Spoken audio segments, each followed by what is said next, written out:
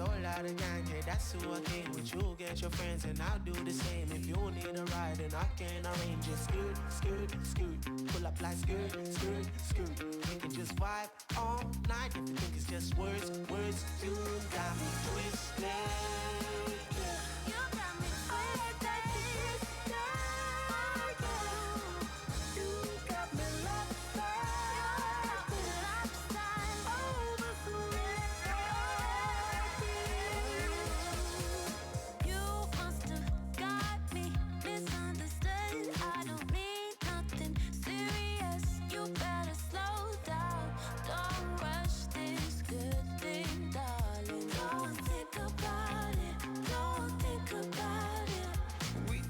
Getting it started, no love yet, we don't need it. But you keep moving regardless. Why'd you come back?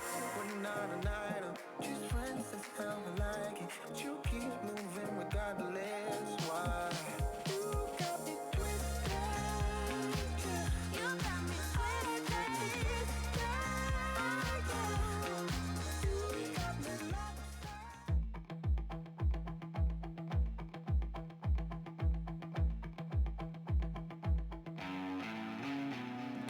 Everybody's looking at you, what you gonna do? You're waiting with your fiddle in the middle of the room. You can be the greatest and nobody gonna know. So quicken up and pick it up and hit it with your bow. You've only got a little bit of liquor in your cup, so have another sip, I think you need to loosen up. Now everyone is fiddling and looking at their phones. You're losing all the people and you haven't played a note. You can be somebody, can be anyone you want. So take a look around before everybody gone. You think you're losing, but you're doing alright. You'd be a lion if you knew you could fight. I'm saying, hey,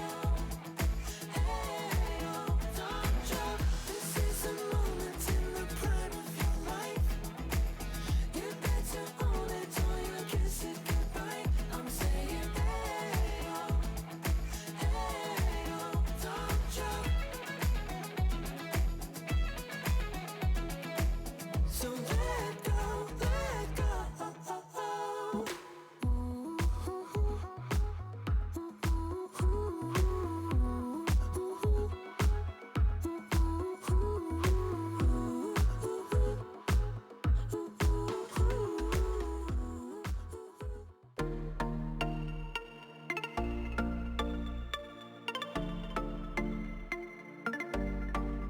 Staring up at the ceiling, wide-eyed, wondering about a chance that you're feeling this way too. Hold me close tonight, oh baby, you better love me. Didn't know what a kiss could mean before you. Show your flame, make me feel that you want this. Tell me now what we're at tonight. Don't be afraid, take your aim. Do you love me? Give me something real, got a new story to write.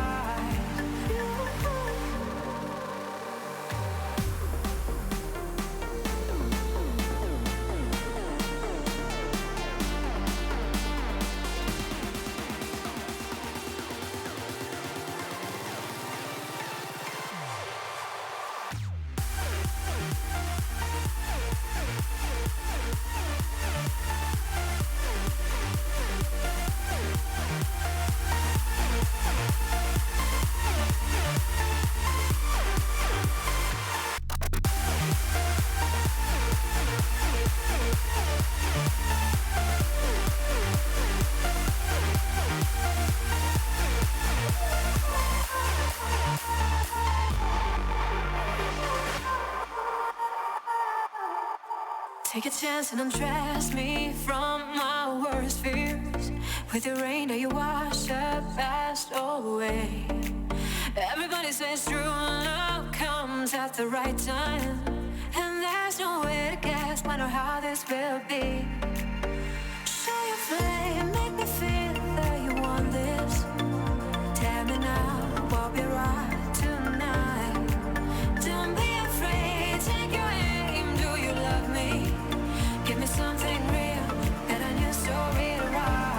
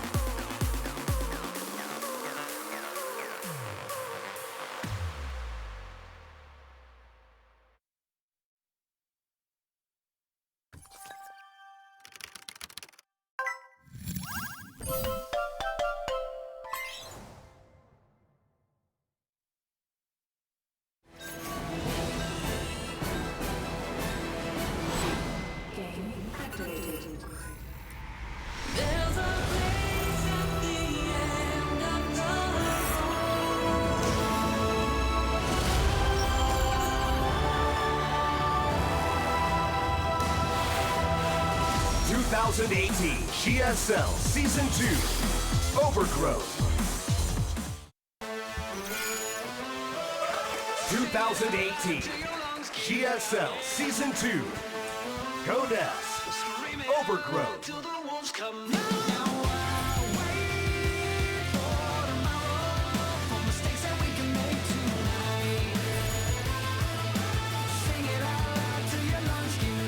What's up, everybody? Welcome to another day here at the GSL. Hey, it's good to have you here. I had to turn my voice up. No problem. Tasteless, do you want to have a little competition with me? Let's do our best James Bond impressions. Ta-da! My hand is broken again from clicking too much on my mouse. So I'm a half man today. You are. I'm the Jamie Lannister of esports. Anyways, you are here at the GSL, and it has been a fantastic tournament so far. We are now going to the second half of the round of 8, and we already had a crazy day on Wednesday. It was Maru versus Rogue. Maru actually came out on top, which was very impressive, with aggressive style, actually broke Rogue really before he could get started. Classic versus Beyond was a wipe. Beyond also with hand problems. Yeah. Proving that him and I are truly spiritually connected. Truly. What is that? What is Both that show? you have Sense8? gray hair and Sense8. When he plays the game, my hand breaks. That's true. So today it's a mirror matchup day. It's going to be Zest versus Deer, and then TY versus GuMiho. Yeah, it's actually really a fantastic day as far as mirror matches go. Zest and Deer, two top Protosses of the past. And, I would argue that Zest has always been there, but he hasn't had the results to back it up as much recently. Well, also, Deer's path to get here is something else that's worth noting. He was the player who was completely underestimated in his group. In fact, there was memes going on about the fact that he was like a deer in a Wolves. Yeah. Wolves group, but the fact that he's gotten this far and he overcame that group of death is crazy, so he's got a good shot. 정말 단단하다. 찌르기를 했을 때 잘 먹히면은 진짜 굉장히 유리하게 갈 수 있고 좀 안 먹히면은 진짜 성욱이 형 같은 스타일한테는 그냥 무난하게 질 수도 있는데 일단 저보다 먼저 우승을 경험한 선수이기 때문에 제가 뒤에서 쫓아가는 입장이었기 때문에 많이 보고 배운 것 같아요. 그 날카로울 때는 되게 날카롭거든요, 범준이가. 그 찌르는 그런 게 날카로운 게 있어가지고 그거는 본받아야 될 것 같아요. 너무 자신의 그 전투력을 믿고 막 무리하게 싸울 때가 있더라고요, 가끔 보면. 그걸 좀 고쳐야 될 것 같아요. 근데 성욱이 형 요새 좀 폼이 안 좋다 보니까 아무래도 좀 찔리지 않을까 싶어요. 좀 너무 똑같은 것만 한다? 약간 그런 느낌이죠. 하는 것만 한다? 사실 근데 막 그렇게 친한 편은 아니어서 그렇게 잘 모르긴 하는데 그래도 저는 성욱이 형은 굉장히 멘탈이 좀 강한 것 같아요. 다른 사람 말 그렇게 막 신경 안 쓰고 그냥 자기 할 것만 딱 묵묵히 하는 그런 게 좀 본받고 싶어요. 이게 애들이랑 사적으로 교류가 없어가지고 다른 사람한테는 모르겠는데 인사성이 바른 것 같아요. 할 말이 없어. 조지명 씨 때 봤는데 약간 욱하는 성격이 있더라고요. 저도 좀 그런 편인데 그걸 좀 고쳐야 될 것 같아요. 단점이요? 단점이요? 성욱이 형이 형이시고 몸도 굉장히 좋으셔가지고 단점은 없어요. 동준아, 일단 너를 만났을 때 항상 좋은 기억이 많아가지고 이번에도 형 4강 갈 테니까 다음 시즌 노리자. 성욱이 형이 이때까지 저만 만나면 거의 이기셨는데 이번에는 저 좀 이겨야 되지 않을까요? 제가 이기겠습니다.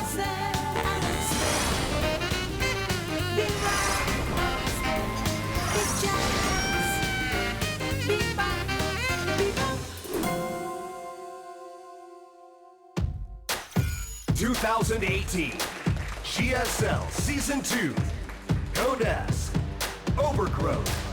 I've got some blood on my knees. I've got this pain 네, 첫 번째 We're now going 경기의 to go to the 주인공 interview segment and 선수가 see what our 바로 제 players are 양옆에 나와 thinking. 있습니다. Before we start our 안녕하세요. match, 네, 안녕하세요. hello Zest, hello, 안녕하세요. hello dear, hello. 네, 자 먼저 2연속 8강에 오른 주성욱 선수입니다. 바람대로 백동준 선수 만나게 됐는데요. Zest, you made 자, two 준비 consecutive 잘하셨어요? quarterfinals.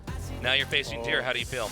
항상 뭐 시즌 들어가면서 연습을 꾸준히 해왔고 표전 걸려가지고 그 뒤로 생각보다 I always prep hard before I start the season. 네, 나쁘지 않게 한 것 같아요. 네, 인터뷰에서 particularly in mirror 백동준 matches, I 선수가 try to think a 오늘은 lot about 제가 how I'm 좀 gonna play, how my 이겨야 되지 opponent's gonna play. 않을까요? 하는데 그런 모습 보시고 어떠셨어요? So in 영상으로. the interview video, Deer said 저도 이제 he's supported for him to win today. How do you think you're able to win today? 이번에 4강을 Well, my survival is obviously most important. 갈수 있겠더라고요. I'm going to find a way to do that. 어림도 없다. 네, 제가 올라가야죠. If I 그렇군요. find a way to make the 어림도 없다고 semifinals. 합니다. 자, 죽음의 조 비조를 1위로 뚫고 온 I'm 백동준 certainly gonna go all the 선수 16강에서 저그전을 증명해 주셨다면 이번에는 프로토스 전입니다. Dare you survive first 준비 in the 잘 group 하고 of 오셨어요? It's a PvP mirror 원래는 matchup. 잘 했다고 생각했는데 Did you prepare well? 보니까 너무 긴장돼가지고 Yes, I did. 좀 불안하네요. 네. 네, Although I will say I had a 인터뷰에서 little bit of 굉장히 anxiety 착하게 once I came into the 말씀하신 것 같아요. 자, 주성욱 선수에게 예전에 딴딴몬이라고도 하시고 이 푸푸전 개념을 많이 배운다 이렇게 칭찬도 하셨는데 요즘도 그런가요? Before you mentioned you learned a lot from 그래도 Zest. 네, 워낙 About Protoss. 클래스에 있는 선수가 What's your take on him now? 그래가지고 많이 배우고 있고 그래서 오늘도 좀 배운다는 I think he's a very solid player. 임하려고요. 네. 와, 배운다는 자세로 임하겠다. 오늘도 There's still a lot I can learn from him. 말씀해 주셨습니다. 주성욱 선수 예전에는 푸푸전 기계란 말도 있었어요. 네. 요즘 그 페이스를 좀 많이 찾은 것 같나요? Before you had a nickname, you're a PvP machine. 예전보다는 Do you think you can regain your form from before? 가지고 좀 운이 많이 작용하는 편인 것 같은데 동준이가 오늘 너무 I think there's some luck in this. It can be a bit of rock, paper, scissors in a PvP. 네. 저 작전에 휘말리지 않도록 하겠습니다. 아, 알겠습니다. 자, 두 선수 But I 모두 think Deer's too nice to me in a lot of these interviews. 2년 만인데요. Maybe he's trying to make me drop my guard. 마지막으로 한마디 들어보겠습니다. 먼저 주성욱 선수. Before we're going to start, is there anything you'd like to say? 4강 무대 간 게 2년이 넘은 것 같아가지고 다음 주에 I think I haven't quite made it to the semifinals, or I have not made it to semifinals in the last 2 years. 이기고 싶습니다. 네, 자 백동준 선수도 And I have 마찬가지로 my next 간절하실 match is going 텐데요. to come up 마지막 on 한마디 Wednesday, so I'm going to 들어볼게요. win, and I just want to keep thinking 열심히 about going 준비한 forward and 만큼, moving forward. And you, Deer? 경기력으로, I prepared hard. 이겨보도록 하겠습니다. Hopefully I can pull off 네, what I prepared. 알겠습니다. 그럼 8강 1차 경기 All right, that does it for our milk 시작하겠습니다. toast interview Yeah. with our two players. All right, the most milk toast basic interview we've had here at the GSL. Indeed. So, I'll take it. Okay. The games will speak for themselves. These are two well-mannered gentlemen. yes, they didn't really have a whole lot to say about each other. Don't know each other all that well and stuff. But as you can see, This was not an MC with parting interview here. No, certainly not one of those. I mean, they both kind of had a little bit of a bumpy road to get here, but here they are. Plenty of match losses and game losses on both sides, and both these guys, champions from the past that haven't had a lot of championships recently. But I mean, obviously both are in good form. Like Deer won that Group B, which was pretty impressive, even though there was definitely some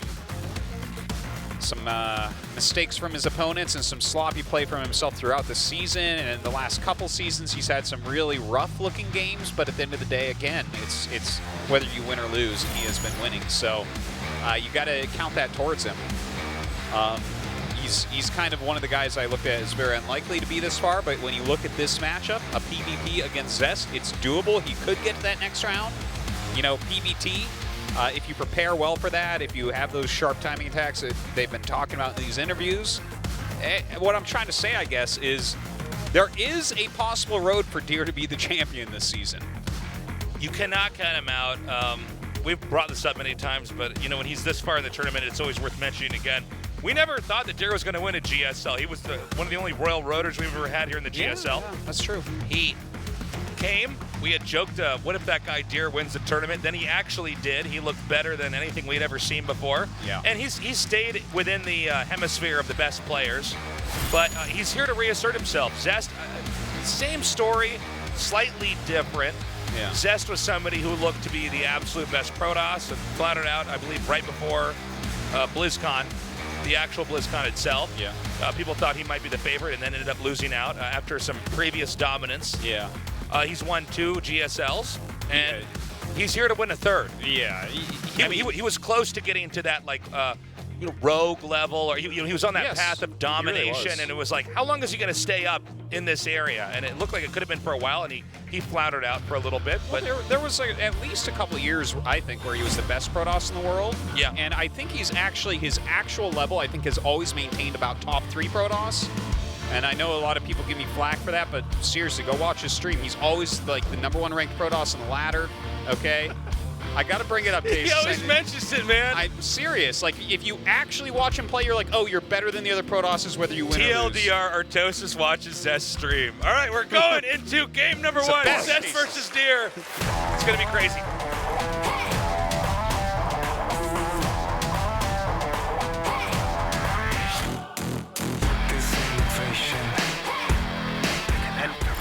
Another little thing I want to bring up about these two and what's really weird and funny, but hold on. Wait a minute. Not yet. In the blue. Zest. Okay. It's really funny that we have a situation where either of these guys could end up winning GSL this time, and the bracket has a lot to do with this. The bracket's kind of funny looking, right? Because the real monsters Deer. that players like these you wouldn't expect right now to get past were either eliminated or on the other side of the bracket, right? Like this true monsters of StarCraft right now, of StarCraft 2, right? Maru, Rogue, Classic. I think you might be able to say someone like Dark, right? Like these players where if you hit them, if they're on a side of a bracket, you're like, well, you're not going to get past him, right? Like if Rogue is on this side of the bracket, I don't expect these guys to get past Rogue and win. Right. But now Rogue is out. Maru's left, Classic's left. The thing is, PvP, anything could happen, right? So what if Classic goes to the finals from the other side? One of these guys can go up there and beat him. Ha! Look at that. You know what's funny about it is that I think Maru was the only player who could have beaten Rogue. I think you're right. I think that's correct. I think you're right. And so what's kind of weird about it is that, Yeah. okay, so he knocks Rogue out, and that's that. That's what happens when you're in the bracket phase of a tournament. So regardless of how good Rogue is or who he could have beaten in this tournament, Yeah. he's gone. The point is moot. Yeah. If you really want to talk about Rogue's skill anymore in the GSL. We have to wait until next Yeah. season. But you're right. I think with both Zest and Deer, whether it's a PvP or even a PvT, I think any of these good Protoss players, if they prep right in a best of 5 or a best of 7, can take out a Terran player. Yeah. Right? Yeah. Yeah. And so, okay, so this is maybe a slightly controversial thing I'm going to say, but I think most people generally agree, right? Like, there's a lot of people who could win this championship, but I think if we're going to do, like, true justice, to have, like, the right player win from this point, it feels to me like it has to be, like, a Maru or a TY. Like, if one of them takes it, or maybe Classic, right? If one of those, like, 3 Anybody wins, but Zest or Deers. yeah, kind of. Yeah. I mean, I love these guys. I love Zest, man. He's been my favorite Protoss forever. But, like, and that's the funny thing about brackets, right? Like, it's like when Cyril wins WCS, you're like, okay, at the end of the day, we have the right champion. Correct, yeah. Right? Crazy things can happen. Things can get upset, but Cyril won the tournament. And the same thing is here. It's like, okay, there's like 2 to 3 people left in this tournament that if they win, we can be like, okay, that's the best player, he won. You know? Yeah. But the thing is, at this point, it's anyone's tournament. No, you're completely correct. I mean, I knew that Maru versus Rogue was going to be good, but I actually thought it was going to be Rogue taking it 3-2, 3-1, something like that. I mean, not that Maru couldn't take it, but I think it's just a reasonable guess, right? By the way, in this PvP, it's a Stalker opening versus Adept 6 opening. Adepts. With Phoenixes coming up and a Nexus behind it. Yeah, this is pretty wild. Look at this. He's going to be able to do some good work here. Actually lifts an Adept with his own Phoenix, but there's Phoenixes being made on both sides. This is kind of really cool to see. You don't generally see people open with 6 Adepts at the beginning. Yeah, this is not at all an orthodox opener, and you can see it kind of caught Deer off guard a little bit. He's continuing to feed Adepts down here onto the map. These Stalkers are having a little bit of a hard time. If the Phoenixes were in here, this would be much harder to pull off. Like, if those weren't there, he would have killed all the Stalkers by now. Ooh, so even misclicking that one, he was actually trying to do a shot there on one of those Adepts, but didn't manage to get it. So, wait a minute. An Adept is 25 less gas and 25 less minerals, so 6 versus 4. right? What type of value is that if it's an even trade? That would be like 6 times 25, so that's 150, and then 6 times 25, 150. So actually, it might be more of a factor of how much utility you have later on, though, with him. Yeah. Well, it's just kind of an interesting thing to see from him, because if you cover up the name tags, you know, we're always talking about that. Right. Does it I'm look telling like you, blue is playing? SOS. Yeah. For sure That it's is for SOS. sure In fact, the I got to case. turn around like, no, that is S playing down there. Okay. So it's Phoenix versus Phoenix, although Zest had hidden his Phoenixes for some time now. Yeah. And is actually getting a second Stargate. I don't know if he wants to show this now or if he wanted to wait until he had more Phoenixes coming out of that second Stargate, because that's really where the momentum picks up. Granted, his second Stargate started before Deer's did, so in some way that's a bit of a lead. You know, whenever you have 2 players going for Phoenixes, it's the player who chickens out of going Phoenixes that can oftentimes lose control of the game. Yeah, you have to be so sharp with the transition into Blinker Stalkers. Yeah. Like, you have to nail it, because when your opponent gets more Phoenixes, his Phoenixes will demolish your Phoenixes, and then you'll be in so much trouble. Oh, look, he's camping the Stargate, but there are the Phoenixes up Deer. Very carefully making that Phoenix flower. I wonder if he did that, again, just maybe a little bit too soon here. So his second Stargate's done, so he's beginning to get more and more Phoenixes out. But I think revealing those Phoenixes was, I don't know, maybe a little bit preemptive. I'm curious, though, to see. Because now we see that once a Deer spots those Phoenixes, he makes his own second Stargate. Yeah. And the thing is, his Stargate, he's going to be a Phoenix behind, I think, right? Because he was like a half Phoenix up or so, and now with the 2 starting, the double production starting ahead of Deer's, he should be up at least 1 Phoenix. But there's still these 4 Stalkers out, or 5 Stalkers That's correct. at this And point. that's additional anti-air as well. Yeah. Yeah, this is kind of a wonky PvP to start things on. It looks like Deer wants to start applying a little bit more pressure, by the way. He's pushing out with his Phoenixes being escorted by Stalkers of his own. Now, Zest has Stalkers as well, but it's still lower in numbers. And actually, I think Deer with a timing attack could actually win this fight. Yeah, he's going to have to pull probes. Zest is, for sure, I would say. He's up by 1 Phoenix at this exact moment. Of course, we're closer to his rallies, so that's a big deal. But 2 Stalkers against 7 is a gigantic difference. That's right. And you can see he's just staying out of range here. And as each Stalker comes up, every additional volley on top of these Phoenixes is huge. Okay, so right now Zest is really trying hard to target down, and look at Deer running away, so the rallied Phoenixes have a hard time fighting. But the greater Phoenix number is such a big deal. Look at that difference. You know, with the way the AI operates, it was targeting either probes or other Stalkers. It was not hitting the Phoenixes there of Deer. And Deer, I think in some ways, shot himself in the foot here. Yeah. I think this was just a little bit premature.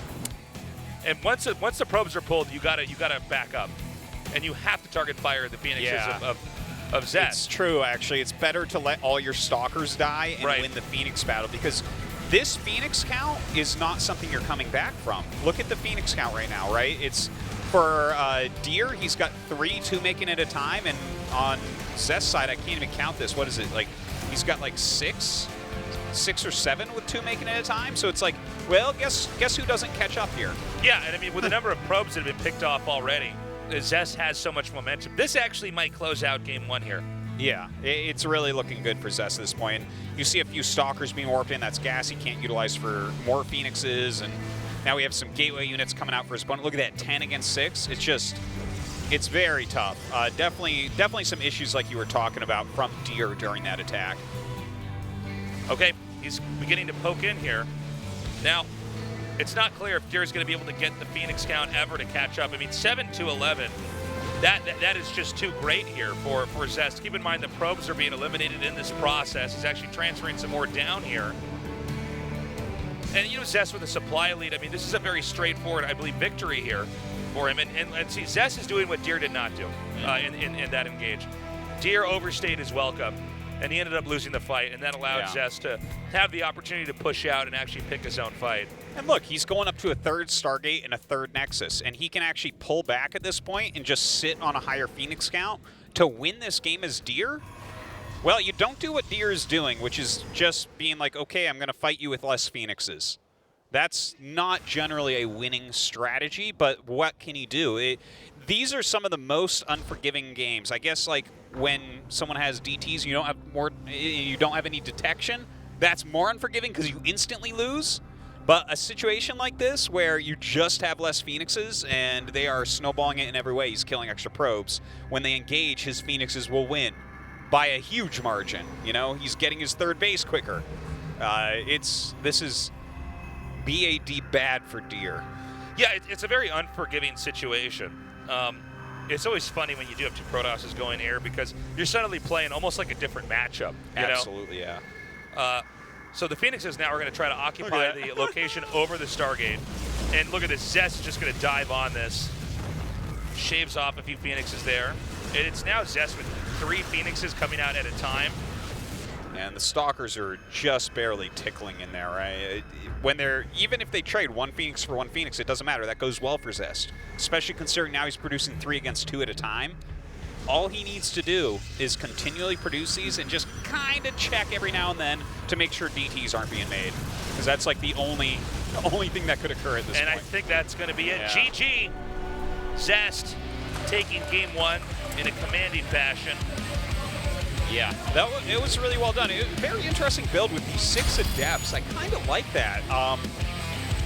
I'm very interested in the 6 initial Adepts because he only hunted Stalkers with them. Right. And it's like, I guess with the 6 Adepts, you know, a lot of times they'll have 4 Stalkers, but they might have something else, right? They might have gone like Stalker Sentry or 2 Stalkers then 2 Sentries, something like that. And in that case, the 6 Adepts feel like they can actually get even more done, right?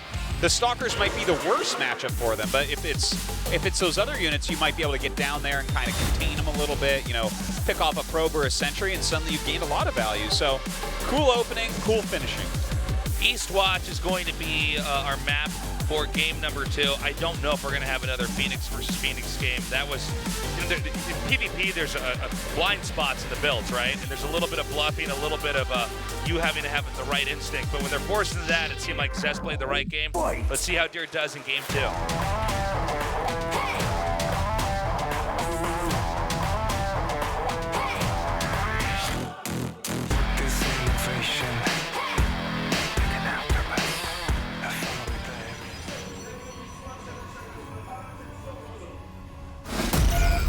Zest.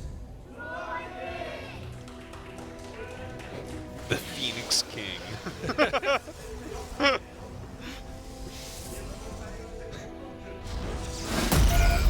Deer. Needs a Phoenix down. Oh, good reference. Keeping my nerd cred real here. Yeah, it seemed like Zest from A to Z just had a cleaner understanding of that. It's almost as if we got some Deer support here, and he's going to need it, by the way, because that was brutal. Deer seemed to be cognizant of an advantage, but he didn't know how to leverage it. Yeah. I'd say just the attack in general, I guess, the way that he dealt with it when the probes came out was what was off a little bit. You have to win the Phoenix War. The probe count doesn't matter that much, because if you win the Phoenix battle, right, and suddenly you have a couple more Phoenixes, or 3 more Phoenixes, or 4 more Phoenixes, which is where Zest was ending up, then you just go kill all your opponent's probes, and you've killed more probes than they've killed. By the way, just a very small thing, I haven't really seen this gateway placement that we see from Deer, because you always wall nowadays, but that's actually superior to regular gateway placements, because sometimes you have those weird situations where a bunch of Stalkers are at the bottom of the ramp volleying up. Right. You only lose 1 gateway this way instead of 2. Yeah, it's actually almost. It's very thought out. Yeah, it's cool. Just a little change, but I will be stealing that. Thank you very much, Deer. You know, there's always a chunk of people that are here more for themselves and their own game than for the sheer thrill of watching Star. You know, there's always some guy who's been losing too much and is like, I gotta wait for the next GSL to come out. The only reason I have any value as a commentator is because I like to play. This was how my entire career started. Was I thought, okay, if I could just get to a WCG World Finals, I can actually see the Koreans play in person. Yeah, it's going to solve a lot of the questions that I've been trying to figure out at home in Kansas. I like it. Ooh, Adepts and a Stargate again. Zest is onto something, man. Yeah. Especially in PvP. PvP is, I think out of all the matchups, it's fair to say has the highest rotation of different builds you have to do. You have to really come out with a variety, generally speaking, in PvP. But to see Zest do, we don't see this build very often, by the way, pretty much ever. So the fact that Zest is doing this a second time, I'm curious. And this is what Deer actually said was his weakness, is he does the same thing too much. And this is something that we've talked about as well occasionally, is that Zest, he kind of figures out 1 to 2 strategies that he really likes and really masters those. And we see that all the time, like Archon drops in PvZ, right? He does that so much. But he comes out with new stuff as well. He's kind of the originator of the hidden double Stargate Phoenix, right? And he's the originator of this new thing, 6 Adepts. This is cool. Like, Deer is playing a more careful game, though. And the fact that he has the Oracle, right? He's going to go and be able to very easily scout with his hallucination what's going on. And with the shield battery, I think he'll be fine against this. So Hallucinated Phoenix is coming out. The Robo build is going to be the choice here for Deer. So this is going to be a very different branch as far as playstyle goes in this PvP. As we have in a mirror matchup, players going for very much so opposite builds. I'm sorry, he started an Oracle and canceled it? Did you see that? I thought he made 2 Oracles. I think he made 2 and that's it. If I'm not mistaken here. I would have sworn, maybe I'm wrong, I'm sorry. Or maybe he started a 3rd Oracle. He definitely canceled 1 though. Oh, okay, so maybe he started a 3rd and then said, nah, I'm just gonna go with 2. Oh, this is kind of interesting, actually. Wow. He targets down that, oh my God, look at what we're seeing here from Zest. This is actually awesome. Double Oracle in here with these Adepts. He can go ahead and assassinate all these sentries. These are valuable units. That costs a lot of money for Deer to get those. With this many Adepts, oh my God! With this many Adepts, you know, the firing rate, the battery doesn't really help that much. Oh, look at this awesome move. Shading in, shading out. And, I mean, he's forced a ton of the energy to go away. He's picked off an okay amount of probes so far. And some of these sentries. Yeah, lost mining timing, everything else. 2 of those Adepts still get out. Looks like the Oracles are going to try to come in here again. Oh my God. Okay, nicely done, and not an Oracle lost. There's enough of a berth over in this area that you can hide those Oracles easily. And that's going to keep Deer pinned for now. If Deer leaves, it's risky business. That's like really some worthwhile stuff. If you look at like what he's actually lost, just 4 Adepts for this much damage, and he's got like complete scouting going on, of course. He's misvolleying a little bit there for a moment, but look at this. He comes in, it's hard. Look at how many Stalkers he's forcing defensively out of Deer. I think this is actually a big part of his strategy as well. Because he already has his Robo up, if he just focuses on Immortal production, he's going to be in such complete control of this game. Constant harassment into the unit that counters what they have to make to stop you. Right. It's just, this is really well done by Zest. Okay, and with Zest having his own Robo out, that's a real force against the Robo tech here from Deer. So pumping out Immortals is going to be the name of the game for a little bit. Zest still has Oracles out on the map. He's still able to pressure Deer. That all being said, Deer's done a fairly decent job of trying to hang on, considering how complex that harass actually was. Yeah. He took damage, but like he's not that far behind. He's having to make a bunch of probes to refill in that. But it doesn't take long to saturate your 2 bases once again. Looks like Zest adding a lot of gateways. I don't think that this is for an attack right now. No, I think you're totally right. I think what he wants to do is start to power up. Yeah. He wants to see, okay, Deer, are you going to try anything? And this happens actually fairly often in PvP, where the person who takes the 3rd base is usually at risk unless they have something really sophisticated, again, to leverage that position where if you leave your base, I'm going to come in there and kill all your probes. And it's going to be worse for you if you lose all your probes than if I have to cancel a Nexus. I don't care if I have to cancel a Nexus. But Zest is powering up, and that gateway explosion is happening way sooner here for Zest, in part due to the probe kills compared to Deer. You can even see his gateway explosion is a little bit smaller. There was actually 6 gateways. They're completing now, so it looks like 3 are making. But it's only 4 making here for Deer. Yeah, and you can actually see that Deer is going for a completely different type of play here as well.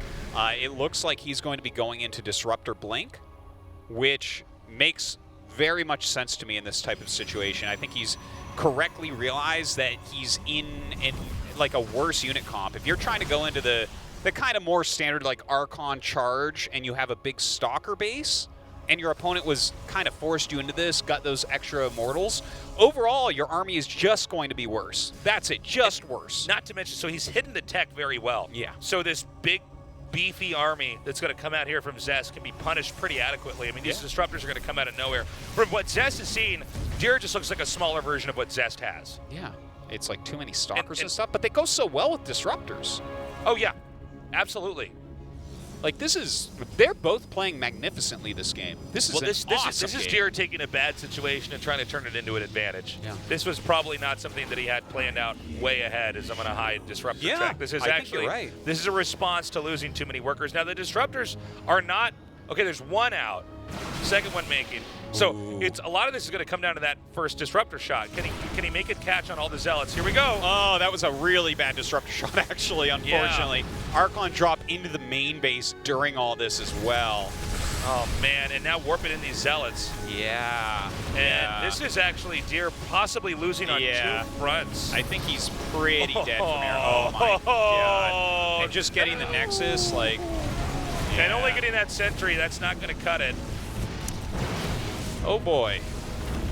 This is a very bad situation right now. Look at that. Okay, I mean, an okay disruptor there, but it's 3-base Zest right now. He's just in perfect shape. With the Warp Prism here, in fact, these Archons could connect with a splash. Oh my God! That would have been so gross. That would have been so bad. It's like the most Archon kills in the shortest period of time ever in GSL history. It's like 30 probes. Yeah. 3 volleys. Yeah. So, I think Zest, intelligently so, just backs up. He's on 3 bases to Deer's 1. Yeah. All Zest has to do is macro, and in fact, there's still room to try to keep dropping, or this is sort of a ditch effort here by Deer to try to recuperate, but I just don't know if it's going to cut it. Zest is on fire right now. This is just, he's playing so well.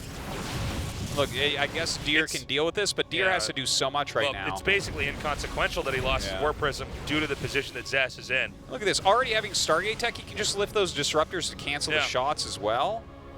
Jeez. Zest is like Batman right now, man. He's just like, he's got his bat belt on. He's got all the tools he needs. Yeah. He's using your cell phone to spy on you, man. It's awesome. He's decided to play God with Gotham just because he has a lot of money. He decides he knows what's right. You know, all that stuff. So everything that Zest has can easily dismantle what Deer has been going for. A pickup on the disruptors disables them in this game. That last sentry goes down. More immortals here for Zest. And we very well may be seeing Deer punch out with a GG. There it is. Dude, this is a sick build by Zest. Yeah. You know what's very exciting about it? He's used the exact same build twice, and it was against 2 different builds. I'm starting to piece together everything I need to know about this to use it on the ladder, Tasteless. Watch out, if you're laddering this week, you see Adepts, I want you to whisper Phoenix to yourself. Something we live with every day. Or Oracle. Or Oracle, but Stargate Tech. Stargate Tech. But that was really well done, and Deer's counter was awesome, too. We've seen the 2 branches in the build, right? So far. So we've seen, okay, if you're going Stargate, then he doubles down on Stargate and just keeps making Phoenixes and uses the Adepts to chisel away at your own Stalkers. Otherwise, it's mass harass with Oracle Adept. Right. If he sees an alternate path he could take, then he's going to start getting Oracles. He's going to start getting those Adepts in there. He could target down that pylon at the entrance, negating the concept of blocking the ramp. Versus the sheer power, the damage output. He can actually break it. He can get in there. Let's see if he does it again, man. I mean, this is the true mind game, though. Does he do it again? 3 times in a row? Does he do it? Does he show Deer that what Deer thinks is his weakness is his power? Our map is loading up. Zest versus Deer. Right now, Zest with a 2-0 lead. Fight!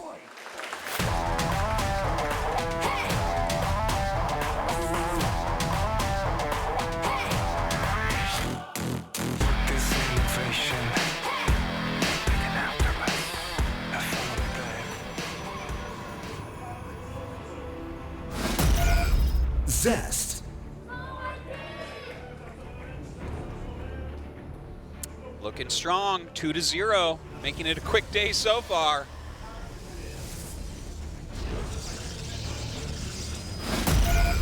Deer. Look, a little bit emotional after that last loss. And I think he actually played game 2 really well, like really smartly to hide the disruptor tech, right? Like he took his weakness and turned it into a strength, but like Zest was just everywhere. He was all on top of everything, and Deer just not quite prepared.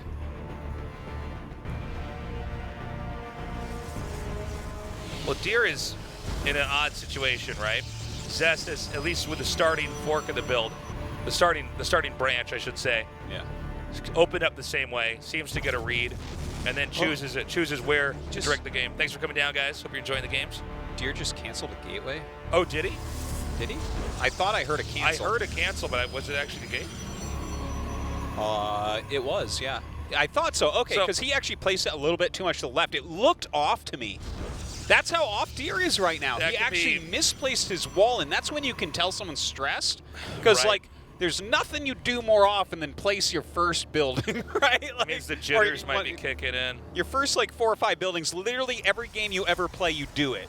So, like, if you don't have your pylon down or your, well, I mean, especially if you're Zerg, it's like you don't know where to put your spawning pool. It's all supposed to be rote, like memory. Yeah, it's automatic. So, yeah, Deer's in an odd spot, right? Because he's at least lost to the same branching build. That's intense. Yeah. Whereas, Deer has not been able to respond to anything that Zest has done so far. Whether it be just tactical aggression coming in there and getting workers, whether it's a superior set of decisions that Deer is, or rather that Zest has made. So this is kind of scary. And Deer has to win 3 games in a row after Zest has basically been speedrunning this best of 5. Yeah. So, I mean, that's tough. It's been done before, but Deer's going to have to grow several extra wrinkles on his brain to pull through with this. But that might be what Zest wants him to do, Tasteless. He grows wrinkles, and then suddenly we find out that wrinkles are armored and the Immortals come out.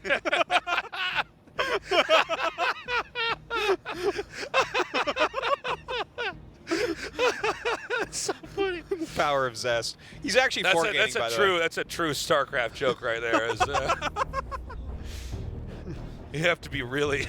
You have to be a real. You have to really watch like this. You have to really watch the play this game to appreciate that. By the way, this is Zest really mixing it up a little bit. Yeah. He has gone for 4 gateways, and this includes an early sentry that he made, right? So I guess he's going to have a hallucination flying with that sentry, and then just 4-gate him, right? I think so. There go the hallucinations. He doesn't see the 3 stalkers. He didn't see the proxy pylon either. Oh boy. This is bad.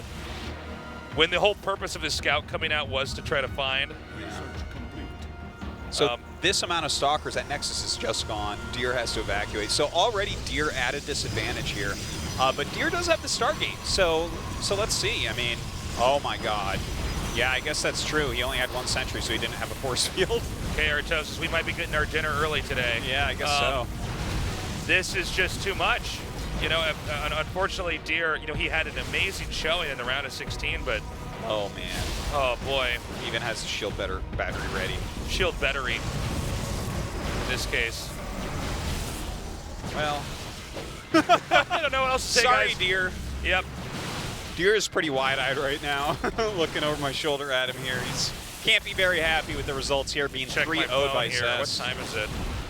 So we've only been live for about 40 minutes, and some of that was the intro and us. Yeah, more of it than talking the games. on. Yeah, so. Dude, these probes are doing some work at least, right? Yeah, they're also dying. Yeah, that's true. So, let's see, the probe count now is 22 to 15. He's barely getting enough stalkers in here. Looks like he's going to hold off the initial attack on the high ground, but that's 10 probes down. There's more stalkers. Hey, he has 2 nexuses. Warping out. Does that make a difference? Well, let's see if he will keep 2 nexuses. I think he's going to lose control of the low ground here. Do you think he can kill those 4 stalkers with these 2 stalkers and that 1 zealot? Well, there are shield batteries, Artosis, but most likely, yes. So he's trying to fish out the 2 stalkers and zealot, because obviously Deer can't afford to lose the nexus as well. And every time that Deer comes down, Zest fires the 6 stalker shops. The death move are these adepts that are being warped in. You just shade them up the ramp. There's no way that one of his 11 probes are at the ramp ready to make a wall. It's just not a good happening. point. Oh, even makes a fake Colossus. Styling on him. GG. Well. Okay, so that was our first best of 5. Whoa, Deer is incredibly upset here. I respect that. I mean, he had he came in here with a plan, and Zest is just too strong. He's just too much of a strong player. Zest looked really good in this series, and I love like how sharply he turned his strategy on its head, right? Same strategy twice in a row. It was very technical strategy, lots of multitasking involved, and then just goes for a 4-gate. It's like, oh, a 4-gate, you barely even see that nowadays. 3-gate pressure, sure. 4-gate though, he's like, nah, I just walk up the ramp with this. We just kill people with this build. I don't know if this series is going to be much of an indicator on how the other games from Zest are going to look, because that was so dominant. I almost feel like we didn't get to see the full extent of what Zest had to offer. No, I mean, I would have liked to see a full 5-game series here, but sure. I guess that shows Zest brings out kind of a new style 부활의 and dominates 시도탄에 쏘아 with it. 올린 2년 만에 4강 진출을 이룬 주성욱 선수 바로 만나보겠습니다. 축하드립니다. Zest has been revived again. He made it to the semifinals. Congratulations. Thank you. 네, 정말 풋풋전 기계라는 그때 그 말이 정말 잘 어울리는 경기였던 것 같습니다. 먼저 We can 집중 call 상황 you a 어떠세요? PvP machine once again. How do you feel? 최근에 풋풋전이 너무 가위바위보가 심해가지고 So recently in my 경기 PvP, 전에 걱정을 좀 많이 하긴 했는데 그래도 some of those games didn't go as I expected 해서 잘 in my practice, so I was a 오늘 little bit 한 worried coming to 시간도 the 안 studio, but 걸렸습니다. 이런 I just tried to not 3대0 lose my confidence 순탄한 before the 승리 games. And I think that 예상하셨나요? helped. Did you expect it to be a 3-0 that quick? 3대0까지는 예상 못했어요. 최근에도 No. 우리가 그래도 기세가 I did not expect a 3-0. 하더라고요. 그래가지고 Deer shows really solid games. 뭐 3대1 So even though I thought I was going to win, I 네. thought it might have been like a 3-2 or a 3-1. 네, 이렇게 프로토스의 그런 불사조 중심 운영 빌드도 만든 But I'm also 분으로 이렇게 pleased with my, 알려져 complete 있고 shutdown. 이렇게 프로토스의 많은 빌드 선수들이 참고하는 걸로 알고 있어요. 이런 빌드나 아껴놓은 것들이 많으신지. A lot of Protoss players have been studying your Protoss Protoss. 없고요. 생각 날 때마다 바로바로 쓰기 때문에. 네. 저는 근데 I think it's less about my builds. 유진이나 준호와 다르게 약간 I think I just try to feel what works before I come in and try to. 네. 그래가지고 좀 I wouldn't say I'm like SOS or hero. 장점이지 않나 생각해요. 네, 오늘 워낙 스무스하게 또 이기시고 I'm 흑프전의 actually more 그런 prone to have long 교과서다운 경기력을 보여주셔서 인게임 질문 드릴 것도 없더라고요. 오늘 뭐 어떤 They seem 자기가 like 뭘 flawless 잘하는 games, 것 like 같은지 perfect 스스로 play. 말해볼까요? 일단 It's hard even to find any questions from your games. 집중력이 안 좋아가지고 뭘 흘리고 막 네. 자원 남기고. What was your favorite part for today's matches? 그래서 네. 최근에 좀 Well, there were some points in time where I think I lost my concentration for periods and was making some mistakes. 떨어지나 봐요. 저도 모르게. 네. I don't know why, but I feel like every year, 연습을 많이 했고. 네, as I'm getting older, I feel like I'm losing my focus. 주성우 선수가 그 자원 남기시고 Especially in 이렇게 some 병력 later 흘리는 거에 games. 스트레스를 But today went well. So, 그런 재미있는 I'm glad 사실이 it worked out. 있었네요. 자, 이제 4강은 테란전을 보여주실 차례입니다. 전태양 선수, 고병재 선수 So in the semifinals, you're gonna be 두분 up 다 against 특징들이 Terran. 있어요. 빌드의 귀재, 뭐 빌드 마스터 이런 별명이 있는 선수고 또 Those guys have 한편에서는 very specific 난전의 styles, 귀재 이런 though. 이야기가 있거든요. 어떤 선수의 성향이 더 맞을 것 같으세요? 일단 Which 제가 player do you think you'd be 생각하기에는 better 둘다 off 약간 against? 변태적인 스타일이어가지고 네. 둘 다 별로 좋진 않은데 그래도 So those two have very different, unusual 단단한 styles. 그런 면은 없어가지고 그래도 제가 좀 단단하게 하면 뭐 이길 수 있지 않을까 생각해요. 네, But GuMiho at 아무나 times doesn't feel 올라와도 like as much of a 상관없다. solid 그런 Terran. 말씀인 것 같습니다. So 자, maybe 주성 선수 him? 오랜만에 4강 부적 기대가 됩니다. 마지막으로 팬들에게 한마디 들어볼게요. Before we close it out, anything you want to say to your fans? 녹도로 4강을 못 갔는데 그래도 이번에 지금 현재가 중요하고 Well, I haven't made it to the semifinals in about 2 years. 지금 바로 이제 또 집 가서 Since I made it to the semifinals. 결승 무대 밟도록 하겠습니다. 네, 알겠습니다. 다시 한번 4강 진출 축하드립니다. I'm just going to go home and prep. I hope you guys support me. Thank you so much. 네, 이렇게 Gary 오늘 says 3대0 congratulations. 승리를 거둔 주성우 선수와 이야기 나눠봤고요. 계속해서 GSL 이벤트 that was really 안내해드리겠습니다. one-sided, kind of surprising how well Zest played, even for me, who's just in love with the way that this guy approaches Like it. I said, we didn't even really get to see what he was going to do in the grand scheme of things because he closed the games out so quickly. Yeah, but he's been doing like very well strategically this season. When you think about it, right? He introduced the double Stargate back into PvZ, his own style of it. People have been copying that to great success. That's why Classic beat Dark, in fact. That's part of how Mana did well at WCS. Right. And now here's this other new build in PvP. Zest is on fire. When we come back, we're going to go to our TVT, our second best of 5 in today's GSL Code S.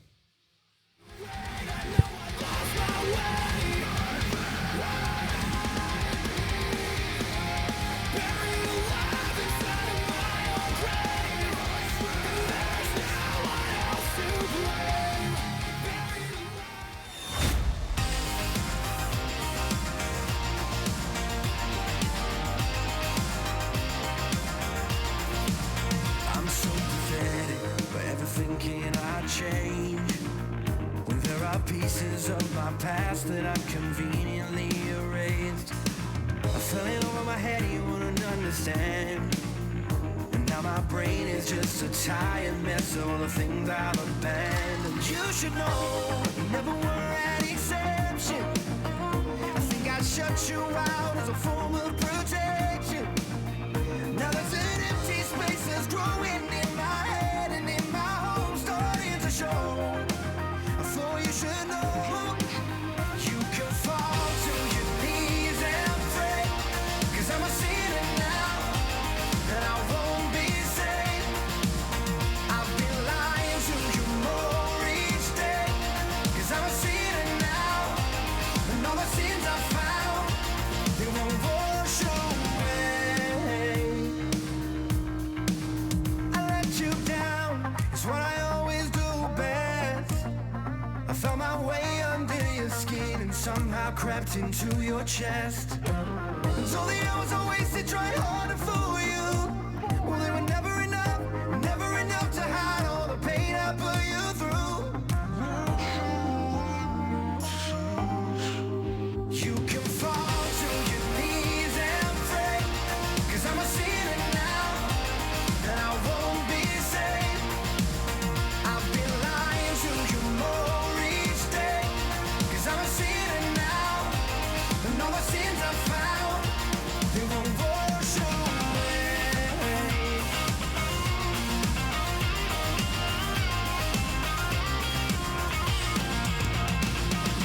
I should be living a life and I'm trying to find it. Instead of giving it up, I'm just trying to hide it.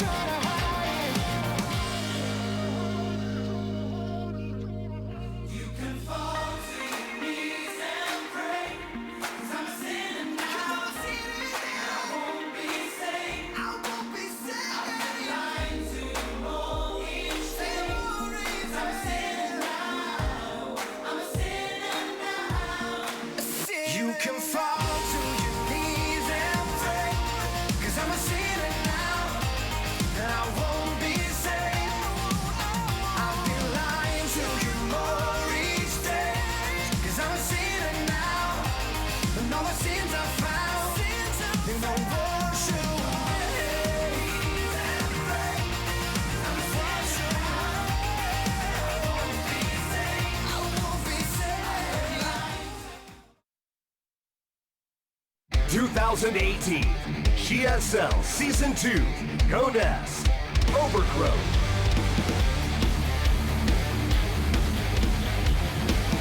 Just breathe in. Your electric skin will explode into life. Oh, you know that there's no way to hide it. Now all the blood and pressure's rising. I can feel the thunder running through my veins.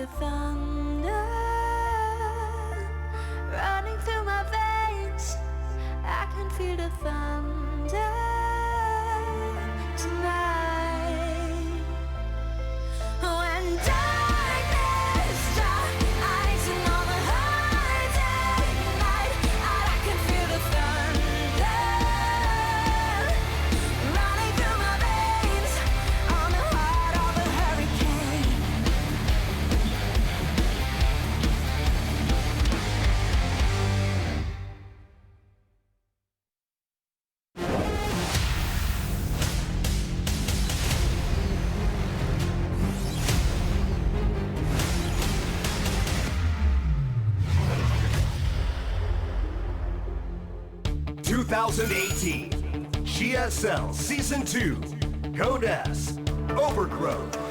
Welcome back, boys and girls. Yep. We are going to go into game number 2. It's a casual day for me. I had to take the jacket off, man. It was hurting my little... Hurting your little my wrist. little cripple hand. Yeah. Poor little guy. Hi, Dan. I can still give you little pets with this. Yeah. We're going to go into our second best of 5. It's going to be a Terran versus Terran. It's all mirror matchups today, and I promise you it will be longer than the best of 5 we just had. I think so. There's no way. So. There's no way. Yeah. That'd be double Prox Rex every game. Yeah, I'm trying to imagine. This is so funny. Like on Wednesday when we're casting, like, why does Tasteless have a black eye? I'm like, oh no, he was trying to pick his nose, man. Everything went wrong. Anyways, TY versus GuMiho, as you say, it should be a longer match than what we just had. It's going to be a good one, I think. Yes. 일단 빌드를 되게 잘 짜죠. 빌드를 굉장히 잘 짜고 사실 고병지 선수는 저는 테란들의 보석이라고 생각을 합니다. 항상 빌드를 뭔가 선구하고 빌드를 보여주고 뭔가 폭을 넓혀주는 선수여서 고병지 선수가 되게 대단한 것 같아요. 상대방에 대한 분석이 되게 뛰어나고 스타일 맞춤형 빌드를 되게 잘 짜고 가장 큰 장점이란 아무래도 난전. 이게 또 난전이 손만 빠르다고 되는 게 아닌데 상대를 당황하게 하는 포인트를 되게 잘 아는 것 같아요. 그런 점이 좀 큰 장점이에요. 경기할 때 손수건 하고 계시는 게 보니까 땀이 굉장히 많은 것 같더라고요. 고병재 선수가 그게 특히나 테란들 컨트롤할 때는 좀 많이 안 좋거든요. 그래서 고병재 선수가 솔직히 다른 뭐 성주나 변현 선수에 비해서는 컨트롤이 솔직히 약간은 딸린다고 생각을 해요.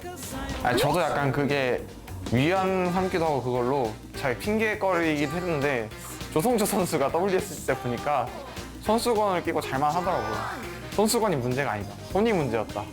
인구수 자주 막히는 것도 있고 그리고 정면 싸움에 약한 느낌? 좋게 표현하면 견제를 잘하긴 하지만 나쁘게 표현하면 정면 싸움을 일부러 좀 자신 없어서 피하는 그런 느낌이 좀 강한 것 같아요. 고병진 선수의 인품은 되게 완벽하다고 많이들 얘기를 하시고 또 저도 들어서 게임에 대한 열정도 되게 많으시더라고요. 게임 생각 평상 많이 하시고 그래서 인성적으로의 단점은 없는 것 같아요. 사람으로서의 단점은 없는 것 같아요. 너무 후하게 평가해 주셨는데 약간 부담스럽네요. 약간 과장이 좀 많이 돼 있고 그냥 딱 봤을 때 느낌은 되게 조용조용하고 순하다? 약간 이런 느낌이 강한 것 같아요. 대기실에서 막 주워들을 때 이병렬 선수랑 막 서로 막 디스하는 걸 막 주워들었을 때 뭐 지저분하다는 얘기를 들었던 것 같기도 하고 그냥 서로 누구한테 얘기했는지 모르겠어요. 뒤에서 그냥 주워 들어가지고 잘 모르겠네요. 이병렬 선수한테 물어보는 게 낫지 않을까. 고병진 선수 우승했을 때 제가 역수입을 당해서 진짜 정말 스트레스를 받았는데 이번에는 꼭 이기고 싶습니다. 이기고 싶고 역수입 2번 다시 당하고 싶지 않습니다. 3대0으로 이길 수 있도록 열심히 준비할게요. 작년에도 시즌2 8강에서 만났는데 올해도 만나게 돼서 제발 이번 8강에서도 같은 실수 반복해줘서 이번에도 저를 좀 4강으로 올려주셨으면 좋겠어요. 전태양 선수 작년에 이미 충분히 많은 걸 해놓으셨기 때문에 한 해 쉬어도 된다고 생각합니다.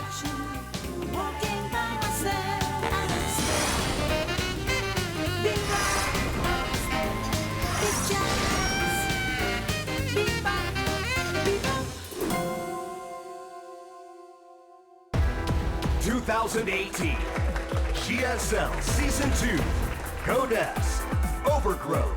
Wow, TY is saying that he has quite a perfect personality and a lot of passion for the game. Was he talking about GuMiho or was he talking about Tasteless? That's what I was wondering, Artosis. 안녕하세요. Hello, TY. Hello. 네, 안녕하세요. Hello.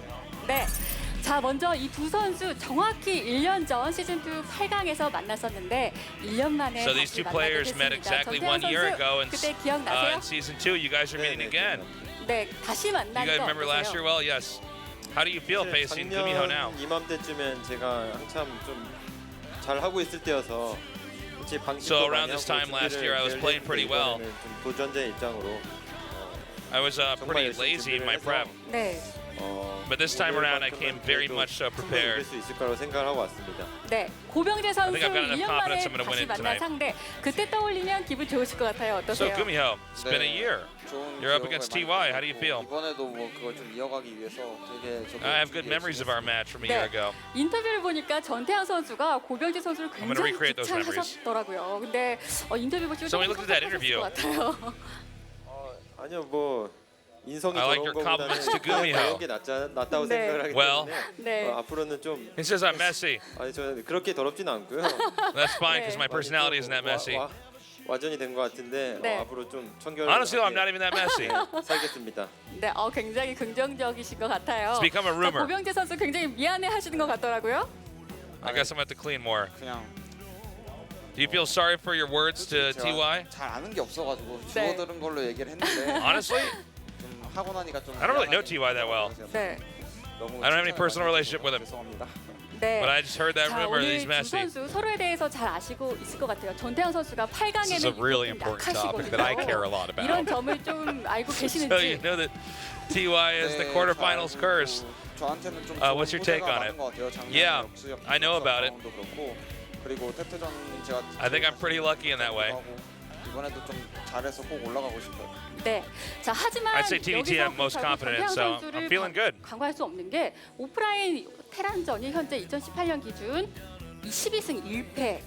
거의 무적에 TY 가깝습니다. even have an amazing record as of late, especially in 아주 TVT. 많이 달라졌다. 12 wins 성장했다. in a row. 이렇게 받아들일 수 있지 않을까요? 12 wins, 1 loss. One loss, 네, excuse me. 저도 태태전 굉장히 You've been improving a lot. 자신 있고 또 성적이 오프라인에서 잘 Sure, and I've 나온 got a lot of 것 confidence in 같은데 TVT as well. 8강이라는 벽이 가장 큰 문제였던 것 같아요. GSL에서는. 근데 이번에 또 8강에서 좀 강한 상대를 I guess I've had a little bit of a curse in the quarterfinals in the GSL. 그래도 4강에서는 But I've had some very tough opponents in the quarterfinals in the past. 충분히 결승까지 갈 수 있지 않을까 Look, as long 생각합니다. as I make it to the semifinals, 전태양 선수의 GSL I never failed to 8강 make it to the finals, so this is going to be something I'm just going to have to overcome. 이번 관전 포인트가 또 될 것 같은데요. 자, 정말 어떤 분이 이길지 기대가 됩니다. 마지막으로 한 마디씩 들어보도록 하겠습니다. 먼저 전태양 선수. So we're going to get our last semifinalist. Anything you want to say 제가 before we start? 원래 항상 연초에 굉장히 잘하다가 후반기에 잘 못하는데 올해는 연초에 못했으니까 후반기에 So I'm usually doing pretty well at the start of the year. 하겠습니다. Weirdly, 알겠습니다. I was 자, able 1년 to pull 만에 out 다시 some 만났는데요. games 마지막 한 마디 early on this year, 드려볼게요. so now's my chance for redemption. And you, GuMiho. 저도 많이 말아먹었는데 시즌 2를 기점으로 해서 I didn't really play that well early on this year 네, either. 알겠습니다. 그럼 마지막 8강 경기 지금부터 시작하겠습니다. So I'm going to try to perform better this time around, and that does it for the greatest interviews in this season of the GSL. Wow. Okay. All right. So, TVT music, very fitting. This is going to be a great mirror matchup, and I can assure you it will not be as short as that PvP with Deer versus Zest. Like, I would normally always give a big edge to TY against almost anybody. Last year, he definitely looked like the best player for the first half of the year. But you know what? GuMiho is really underrated right now. He won that crazy hard group that we thought Stats and SOS would come out of. And with good style, he of course won his other group. You know, it also had Patience in there. We see Lucira and Scarlet are the people he beat. But he actually just won the Olima League May Finals, which was super stacked. He 2-0'd Rogue, he 3-2'd Deer, and he 4-1'd Dark in the finals. Crazy. So GuMiho is actually in sick good shape right now. Like, he is in top form, and we just keep on not talking about him, but like we were mentioning in the previous match, like anyone could actually win the season at this point. I feel like every single player here is almost not getting enough attention in this season because we're so stacked this time around. Yeah. It's and like now Rogue's gone, and I'm like, okay, so it's that good. Okay. Man, yeah, I guess this was the tournament that Rogue couldn't make it to the Final Four in, guys. Pretty crazy. Iconic Talitaran. The Talitaran himself. Well, you know, GuMiho, his TVT is always really strong. He's definitely got his own style. But I've always preferred TY's TVT basically to everyone's. I think almost everybody who watches this probably prefers TY's TVT, to be honest. Yeah, like I think he's, if you're someone who's learning or someone who just appreciates strategy, he's definitely the guy you're probably going to be studying. He's the guy that but GuMiho's style in of itself is so different. He plays a different Terran than anybody else we've really seen, which is interesting. It means he's definitely thought out and you know what he's doing. He's not copying anybody else. He doesn't play traditional StarCraft, and it's worked for him. He is, again, a GSL Codex champion. Yeah, absolutely, and TY doesn't have that yet. Both kind of champions of the Cyclone also, just to throw out that fun tidbit. GuMiho, a big-time Cyclone user, and TY, better usage of that than most.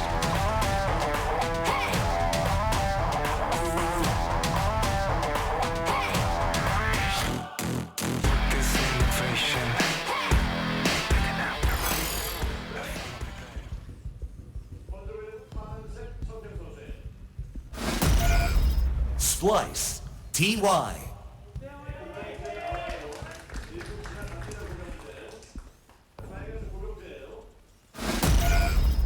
Storm Gaming, GuMiho.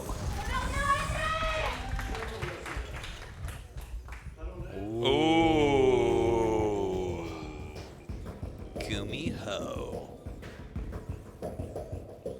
Okay, starting things off with a proxy.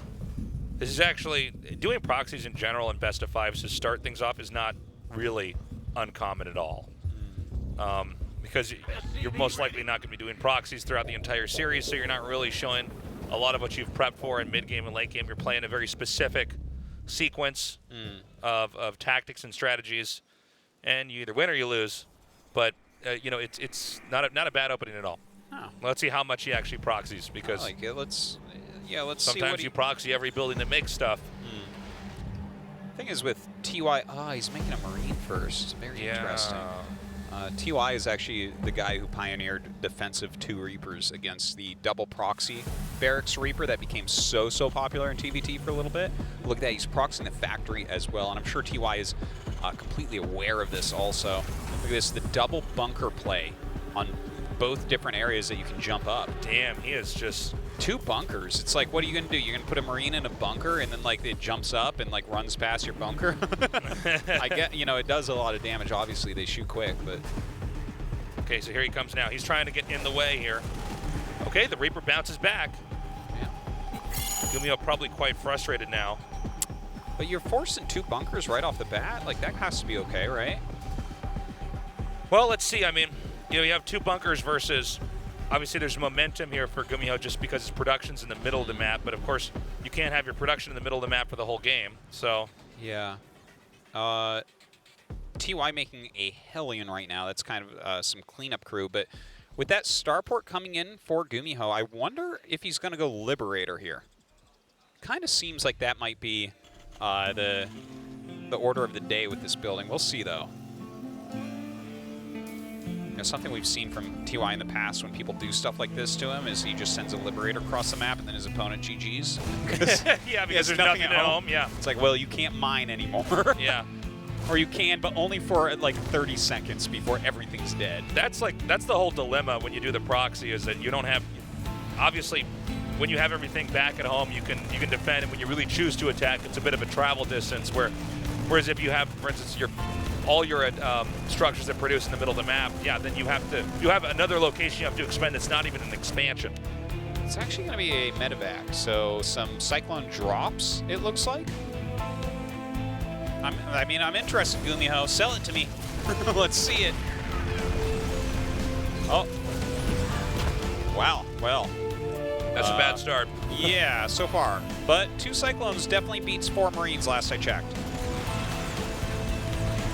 So Cyclones are out. Nothing too impactful just yet. As long as TY can keep that medevac with the Cyclones in the air, this is not doing anything. He's not getting any real value out of this. Yeah, not too much, but they do land, and they're starting to pick everything off pretty quickly. Whoa! Oh. Almost lost that Cyclone. Yeah, getting pretty darn low. He can actually come in here now. This is his moment. Really good pickup there, by the way. Yeah. By the way, their command centers are at about the same time. So this damage is stacking up here for GuMiho. Like, this damage is so much more valuable because he does have his command center kind of timed out at the same time. So look at that. He's up 9 SCVs right now. He's actually getting cloak tech right here. So he's keeping that pressure on. Yeah, we're still waiting for a moment here where there's some opportunity here for TY to assert himself, but so far, so good. Yeah, at first, TY was doing fantastically, just kind of defending and, you know, blocking every move of GuMiho, but right now it really seems like GuMiho's planning has paid off. He's way far ahead, I would say. And I said, like, look at this. Yeah, and double-cloaked Banshee? And he's going to have another opportunity to try to attack in here. I mean, with TY taking 2 positions, this is going to be tough. The cloak is almost finished here, so he's going to be hitting this location. This is going to pull down some of the units here for TY, or he's going to have to try to stay on the ramp. And these Banshees are moments away from flying in here. He's waiting for him to lock on so he can land it. This is really hard right now. And with those Banshees about to fly in and really mess things up, where are they? The fact that he hasn't floated the command center back yet means that TY wants to try to reclaim this pretty quickly. He doesn't want to waste travel time on that CC. So the siege tank is going to drive these back. And I think this will be the moment where TY can actually try to initiate. Well, that was a really good deflection right there, but this isn't over from GuMiho. Those 2 Banshees flying in. He's up 10 SCVs right now. Here we go. Oh my God, it's only going to get higher. Oh, okay. Man, 2 this Banshees. is serious. This is the magic number since you can one-shot SCVs and GG. Oh, that was quick. That's a good start right there, I tell you. By the way, a lot of patience there by GuMiho. He didn't send the Banshees in too soon. He really waited until there was a push there by TY, and you could see that TY just realized too late what was happening. So that proxy rush actually paid off very nicely.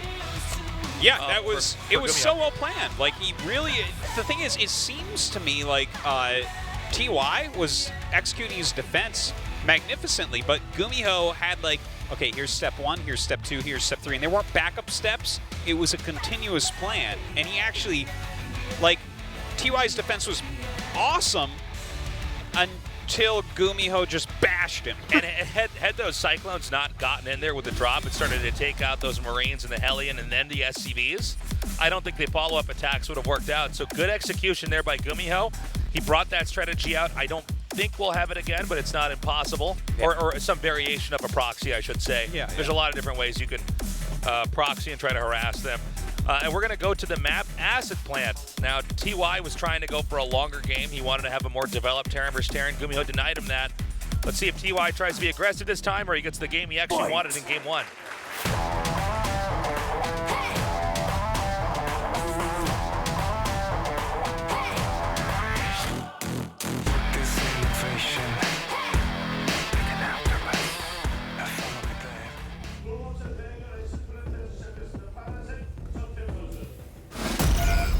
Splice, TY.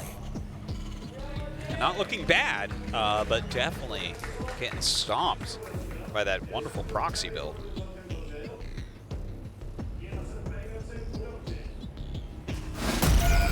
Storm Gaming, GuMiho. This guy right now, you know, we almost the thing is he's been very good for a while now. Like, since his GSL championship, he keeps getting, like, pretty deep and doing pretty well in all the tournaments. But it always felt like he would never be a champion again. He's always felt like a one-time champion, just kind of the way he plays and his results overall. But yeah, I don't know. Like, looking at him right now in this form, it turns out that guy got a giveaway. You got a giveaway. Congratulations. But the form that GuMiho is in right now, right? He winning that group that had Stats, SOS, and Byun in it, and then, you know, winning the Olympic League May finals against serious opponents, stomping TY in that game number 1. I mean, Storm might have had a rough WCS Austin, but here's GuMiho, maybe making up for it a little bit. Yeah, well, GuMiho is the player out of all of the ones that we have where we have to kind of go, oh yeah, I guess of course. Of course he could have come out first in that group. Of course he would win game 1 like that. You know, GuMiho is someone who's been in the GSL for so long. He's one of our oldest school players that a lot of times we're kind of used to seeing him be right in the mid-tier. Yeah. That maybe for you and I, and maybe for a lot of the viewers even some of his opponents, we're not used to seeing this GuMiho that just, oh yeah, he can beat pretty much everybody. Yeah. And you know what? Okay, I want to just dive into this for one more minute here, because Zest even said during his interview, between the two players, it seems like GuMiho is the less stable. And this is how he's always talked about. And the thing is, it's true, and it has to be true.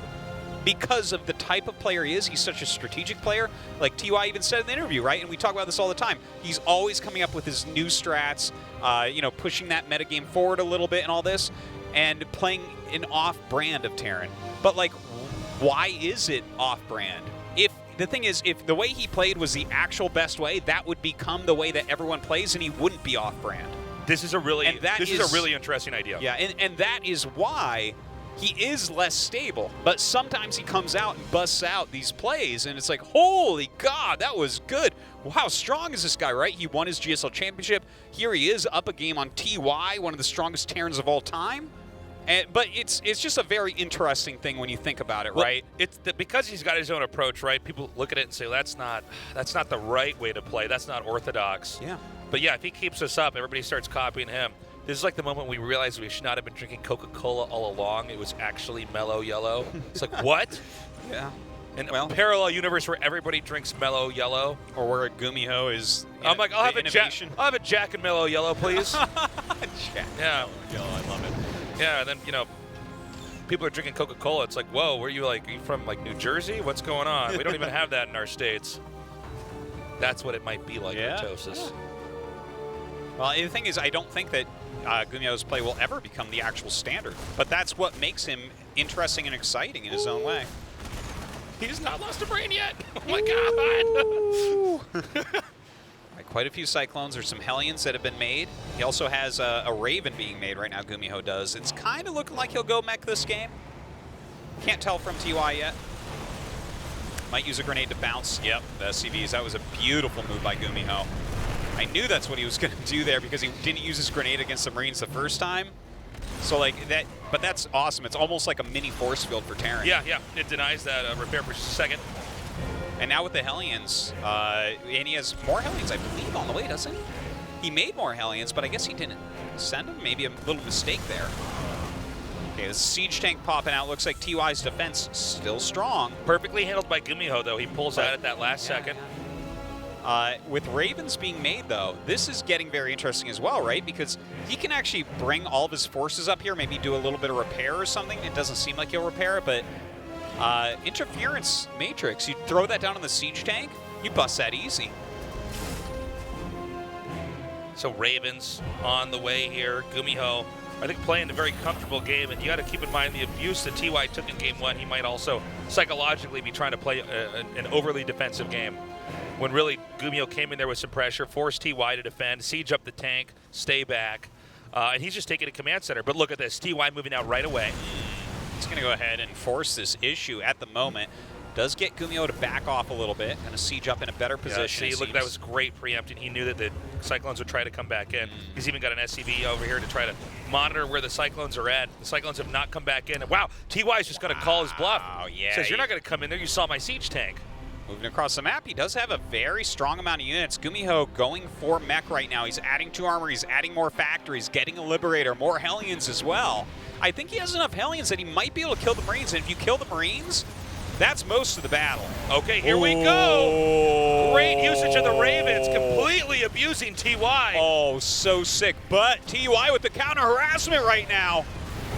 The Liberator is starting to take away SCVs over here in the main of GuMiho, but GuMiho with a lot more presence on the map, wiping out the army here of TY. Is he going to just make a Liberator? I thought he might make one right over that clump of SCVs if he's not paying attention. If it works, I guess, but it looks like he just sieges up the entire command center for the time being. TY is taking his own third base behind this. TY really on top of this Liberator, moving this out. Chucks down an auto turret to take out another SCV. So no mining at 2 of the 3 locations that GuMiho controls. Very good harassment thus far. And look, he continues to move around. The double Cyclone, though. That's not going to work out. Yeah, but at the minimum, he's keeping TY, or GuMiho rather, honest. And so this is going to be cleaned up. And the question is, how much of the army did TY really lose here? Is GuMiho going to be able to come back and start to push again on the map? A little bit of harassment coming out right now. It's interesting to see this kind of matchup right here, right? Because GuMiho is going for mech just straight up, which is kind of what you expect from GuMiho. He mixes in bio occasionally, but he is the mech god himself. With TY, though, going into this bio play, adding a lot of siege tanks, he's the one that's going to want to be on the map a little bit more. Okay, TY coming over here in the bottom center, and this base looks basically completely exposed here. And you can see he wants to really heavily push here with the ground, with the Vikings landed and everything else. Yeah, might even lift those Vikings up and they really push back this command center at this point. GuMiho's style is starting to look a lot more flimsy this time around. In fact, he's going to have to try to land that CC pretty quickly here. These Vikings are going to take it out. He needs to get some SCVs over here pretty quickly. Oh my God. He's actually running some Hellions by right now for some harassment. The SCV is coming up to try to repair the tank siege up. Can GuMiho save this? Oh my God, he lifts as the Vikings land. Lift him up. Oh my God. Now he's going to land it again. The dance is real. Looks like GuMiho gonna lose that command center though. Strong moves by TY. But TY has been forced to lift his third command center with those Hellions there. That is true. But of course, the lack of any army there to try to defend that command center, because he was trying to hit that CC up there. You got to say TY in some ways economically is projected to have a better position here. He could land that CC again and keep doing this. Looks like the siege not gonna do too much right there, but maybe block some of the areas to stop these wonderfully landed Vikings. Look at that, really putting out a bit of damage. Cyclone, though, can win that battle. Okay, force a lift over there. TY might try to jockey for a better position from here, too. If he can get a Liberator where those tanks are, try to get a Liberation Zone and just start snipping at one of those mineral patches, and the tank can cover that on the low ground. The amount that hurts the economy is insane. And there's not a lot GuMiho can do to contest it, but that's not happened yet, so I'm not going to go too far with it. But just in theory, he could do that. Oh, bunch of Hellbats out of nowhere. GuMiho flanking this right now, bringing in all of his mech. It looks like he might be able to pick off just about everything there. Maybe a couple Vikings getting away. GuMiho with this wonky mech style, more of like a fighting mech style, wins that fight, where TY is going the more standard route we see in TVT, which is a certain amount of tanks comboed with the infantry and medevacs. TY is making so many really strong tactical moves, but I feel like GuMiho has an advantage here. Even though it's a very close game right now, GuMiho's 2-2 is halfway done. TY has +1 attack, and that's it. That is going to make a huge difference. Kind of a funny situation here, because it's actually GuMiho, I believe, with more tanks overall, which means he could just start to push through. Good landed Vikings there. Yeah, really utilizing those fantastically. I thought for a minute we were going to have one of those awkward moments where they're both attacking the rocks at the same time, and I'm like, well, this can't make sense for one of you, right? Someone's wrong here. Somebody does not want those rocks to go down, right? Yeah, drop from TY comes in, but GuMiho basically ready for this, even punishing the medevacs at the moment. TY seems to have enough. Yeah, I guess he will he have does. to pick up now, though, as the rest of the army's coming back there, but that was keeping GuMiho on the defense. GuMiho, by the way, reclaiming his third over in that location just to the east of the rocks. And, well, continues his drop harassment. He's definitely keeping him busy right now, so good moves in that regard. GuMiho unable to really mine from a third base as of yet. TY all over the place. TY's got to be careful, though, if he loses too many of these medevacs or the units that are held inside of them. He's going to end up with a smaller army, and GuMiho might still be able to come out and do some damage, but good pickoffs there on that one tank. Yeah, very nice moves coming out of TY, but I'm afraid for him. He's down 3 upgrades with bio units against mech units. If GuMiho gathers his army together, he's going to be able to just bulldoze through everything. Like that. Yeah, this is what we were talking about. I mean, TY's harass looks great, but what about when the actual big fight happens? Did he lose too many units trying to win little skirmishes where he's basically going to win the battles but not the war? And so we see these Marauders trying to kite here. This is very effective here by TY. Yeah, that's the exact kind of play you need to have, because the tanks aren't doing any damage, nor are the Hellbats. Very awesome micro coming out right now. Can he keep that up? Bringing back a couple medevacs, some more units as well. Those siege tanks in the back are really going to be the massive damage. Game paused. TY pausing. Something must have gone wrong right there. But this game is crazy so far. I am loving it. GuMiho kind of with this long-term plan, getting his upgrades early and off, and definitely ahead in that regard. But TY doing a very good job with his harassment, kind of keeping GuMiho busy, keeping him not mining as much. But this army, this push from GuMiho is so scary. We had a pause on Wednesday where Bjorn's hand had had an issue, but this time it's not a hand issue. Some problem with his keyboard, so Yeah. we're going to see. He couldn't type PP, so that's why we saw the kind of sudden pause. Normally you're supposed to type PP a couple times or Actually, something. I believe it's a requirement in our tournament, but yeah, if Yeah. you have a problem with the keyboard, then you can't you better type it, pause the game anyways. Yeah. Hopefully he gets that all set. Maybe a stuck key or something like that. It happens from time to time. But GuMiho's playing really well today. Yeah, he that looks game so one good. was insane. I think he's playing a fantastic game two as well. Well, it's wild how GuMiho plays because he's old. GuMiho was the guy who was kind of everywhere, Yeah. but it didn't look that clean. Now he's really refined that. Yeah. He's really just getting in there and doing that damage. Well, he came into his zone, and he had to if he wanted to be a GSL champion. He got that. He's had some pretty good results since then, but we haven't seen that. You know, if GuMiho does something like wins a second championship, that puts him into a whole nother league. Like, if you actually look at Terrans who have won multiple championships, Innovation and MVP.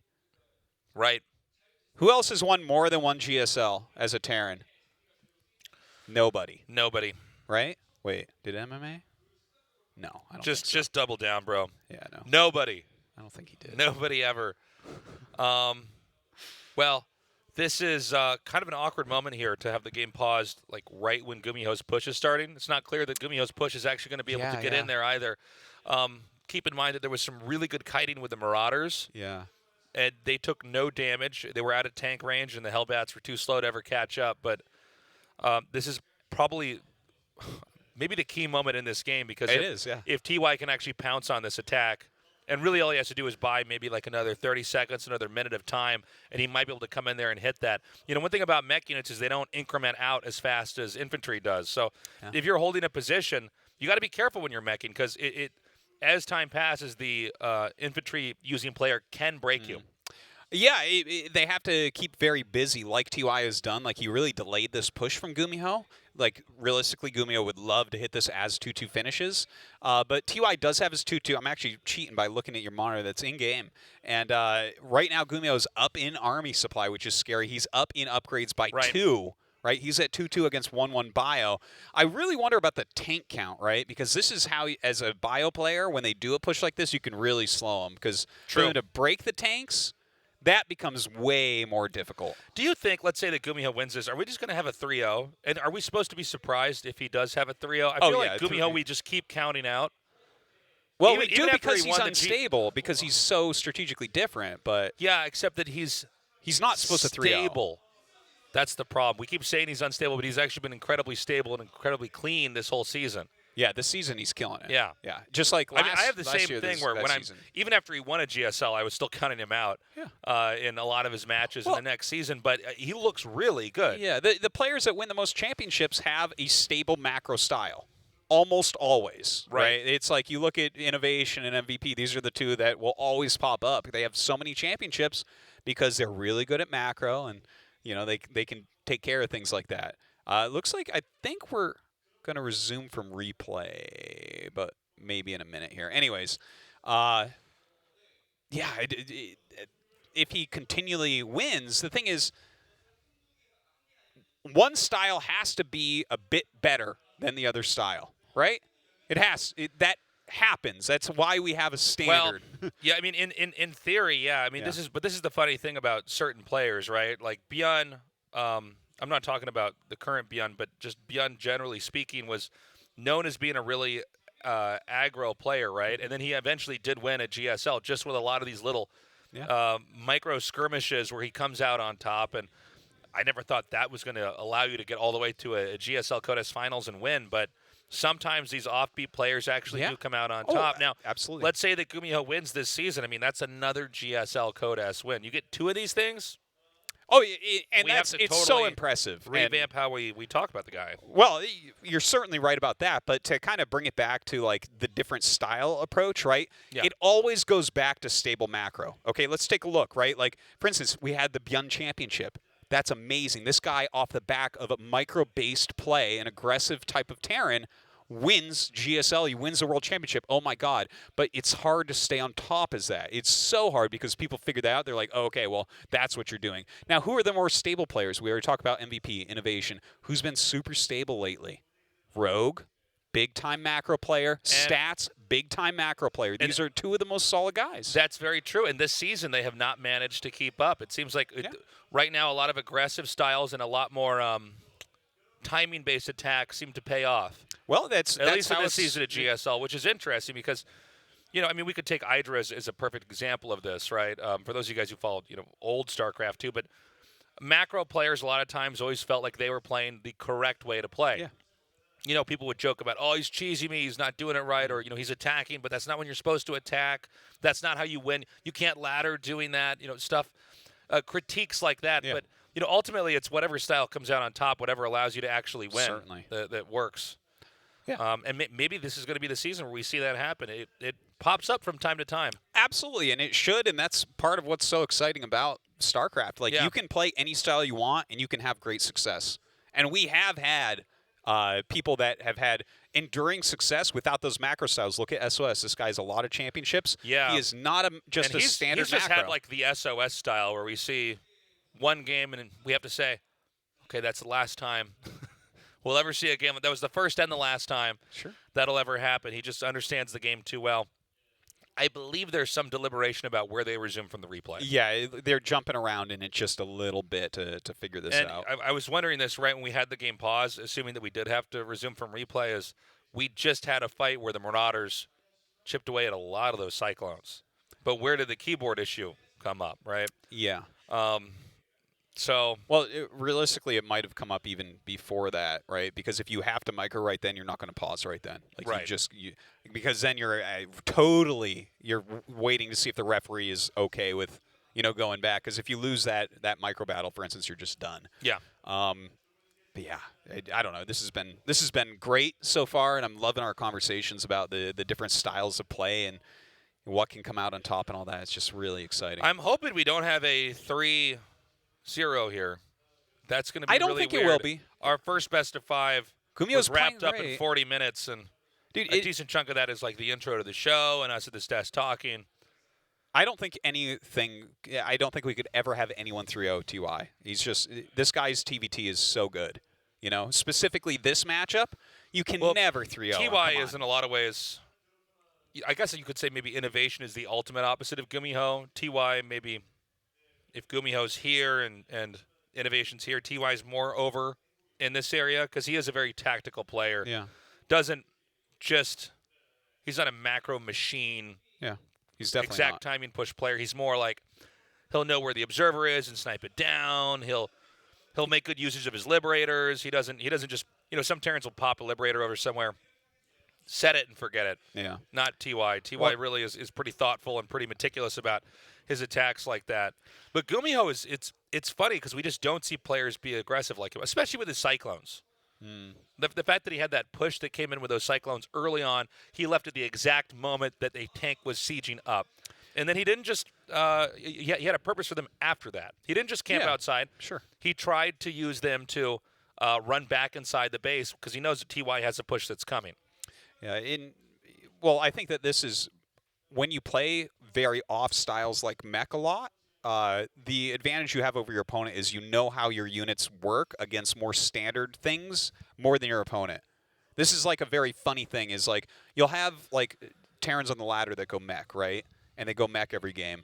And then the Protoss one time a month will play against mech against this guy, right? And it's like, do they know what's going to happen here, or does a Terran player?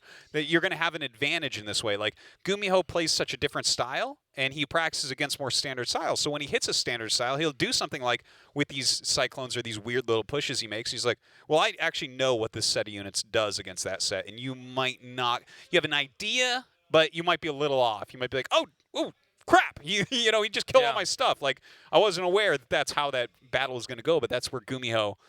That's part of his superpower here, using these weird styles. He just has more information. He's always doing it. It's also funny because when you have a weird style like GuMiho, I mean, who do you practice with to prepare for GuMiho? Because you can see that GuMiho does this kind of stuff so much that he knows every in and out of it. Yeah. Right? Where a lot of other players are sort of forced to play off of instinct, forced to feel it out. And that's what makes an approach like this so effective. Yeah. Is that you really the only way to truly get better against something like that, unless you're, I think maybe SOS, because you can kind of throw SOS into any weird situation, and he seems to be able to navigate it. But generally speaking, it's just practicing against that, and then figuring out all the different trees and forks and routes the builds can go. Well, I think when you if this, then that. Yeah. I think when you get to the top of the world, it's hard to practice against everyone to some degree when you're at the very top, right? Prep, Where it's to like prep for an opponent. Yeah, because it's okay. So SOS, it's like, well, no one thinks about the game like him. That's very difficult. Innovation, no one macros as well as him. That's very difficult. TY, no one's as smart as him and tactically as much of a genius as him. So that's very difficult. GuMiho, no one really plays a style that's really difficult. You know, whereas like you could have if there was like a lesser person like GuMiho, right? That was like just like a round of 32 There guy. are a lot of lesser people like GuMiho or that's true. Tosis. But like, for instance, if you're trying to practice for someone like that, if you practice against Innovation and you can beat Innovation, then you can beat that guy. You know what I mean? But GuMiho's close enough where it's like, well, yeah, how do you prepare for this guy? And when we get up to the top, it becomes so interesting like this because you can get your best approximation. What's the best approximation of GuMiho's TVT? I guess a mech player. A mobile mech player who is not afraid to pick a fight that he maybe should not pick unless he controls it perfectly. It's difficult. Like, the two names that pop into my head are like maybe TY. He uses a good amount of mech. Maru a little bit. Maybe Keen a little bit. But nothing really lines up all the way. No, it's hard to find a match, really. Yeah. So we've been informed that they're still trying to figure out the correct, fair location to resume from the replay. Yeah, you got to do this fairly. Definitely very, very important because even an extra second in the game can make a difference for players. Yeah, well, I mean, for instance, let's say that it is like before that fight with the Marauders. If I'm GuMiho, I'm turning around. I'm not going to fight that at all, right? Bunching those close to my tanks at minimum. Yeah. So, are we going to? Nope, not yet. Still a little bit more time. Want to talk about my hand? Okay. How much this sucks? This is the second time I've had a repetitive stress injury. Yeah, well, I thought you liked it because this is the second time you were doing it. What if this is just a fashion cast? I'm like, pretty soon everybody's going to be wearing these. Yeah, for sure. I'm like Kanye trying to convince men to wear like skirts or whatever. You see, he's got a new clothing line. People wearing skirts. People wearing skirts. Like, is it like a kilt? Like that type of skirt? Yeah, like that. Like a kilt. Okay. Yeah.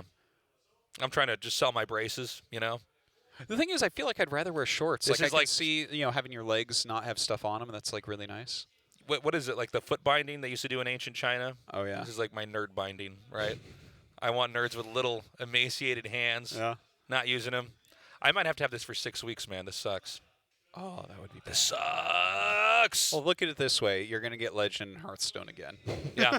The moment they put the cast at me, I bought hundreds of dollars of Hearthstone cards. 'Cause that's the only thing I can use my left hand and play with, other than Protoss.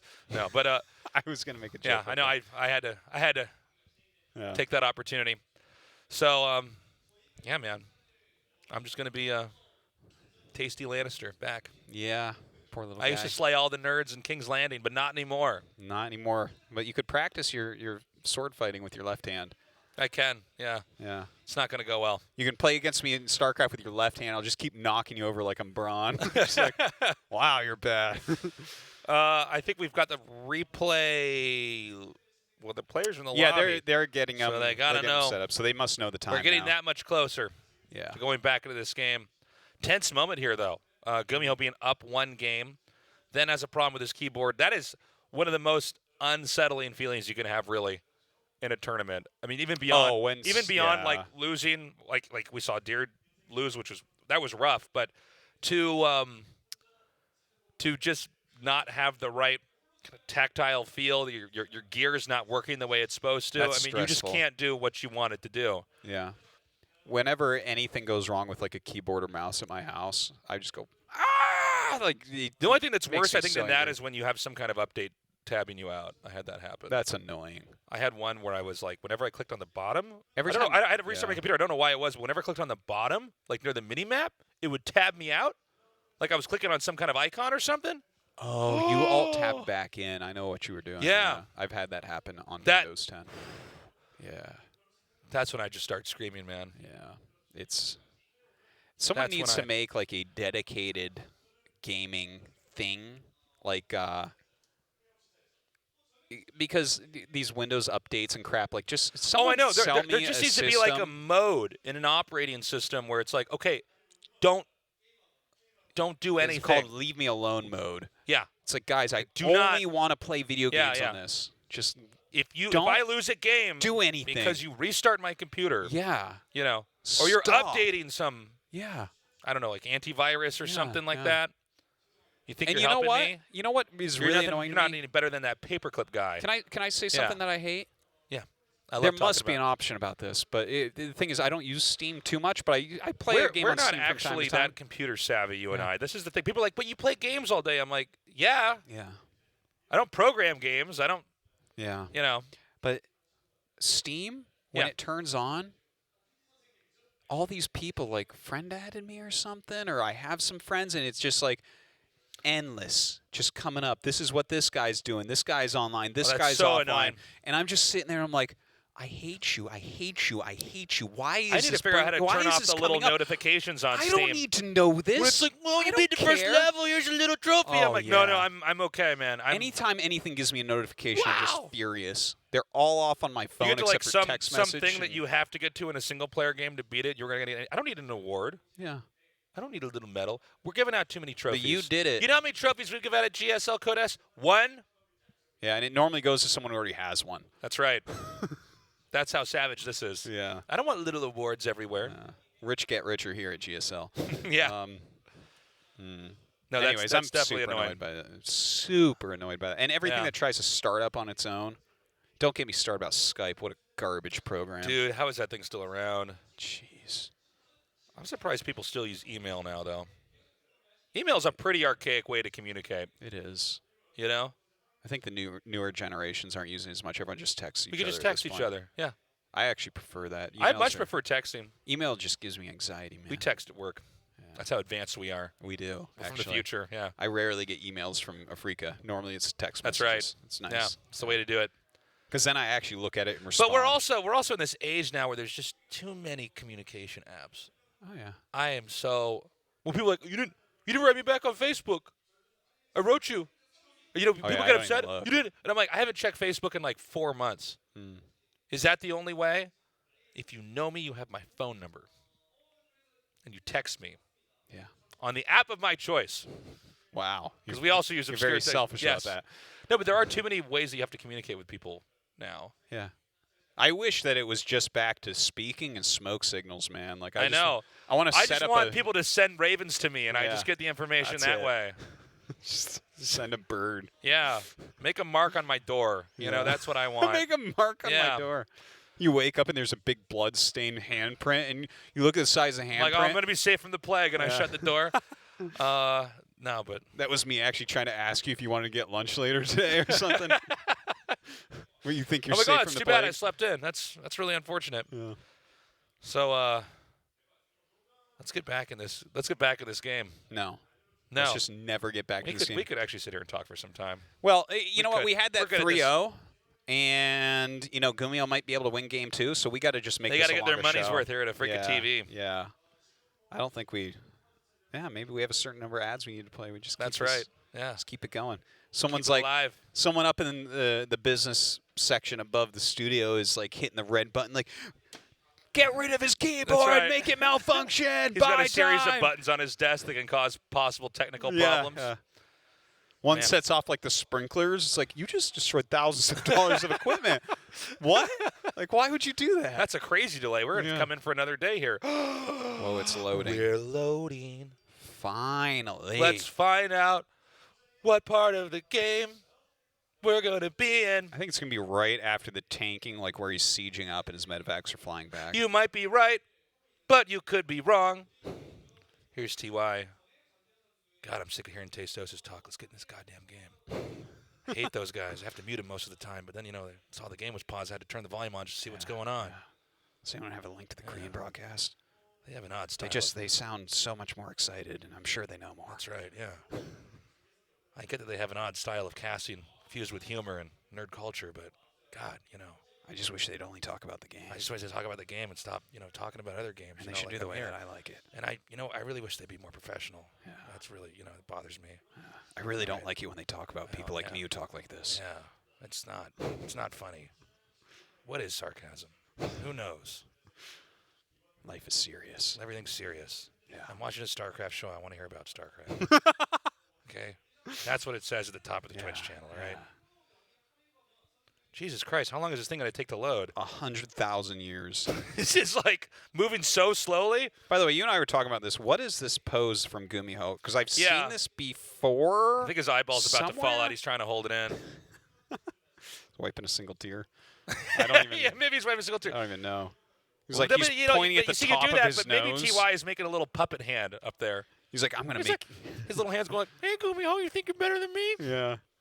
GuMiho's trying to cover his eye, but he doesn't know how, so TY's showing him how. Yeah. It's like, this is how you cover your eye, GuMiho, you idiot. 3, 2, wait, 1, okay. We're ready. Okay, yeah, that's... Now the medevacs are coming back right now, I think. Okay. Or not?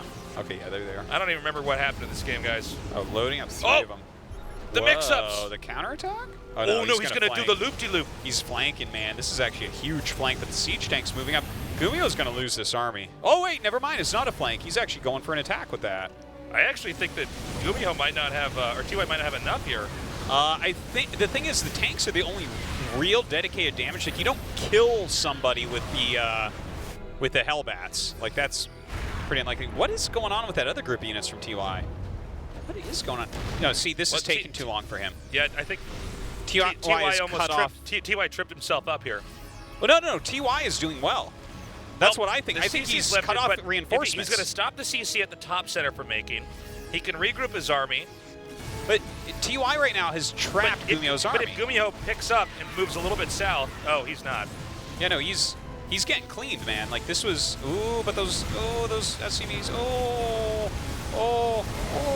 Yep, 14 SCVs going down.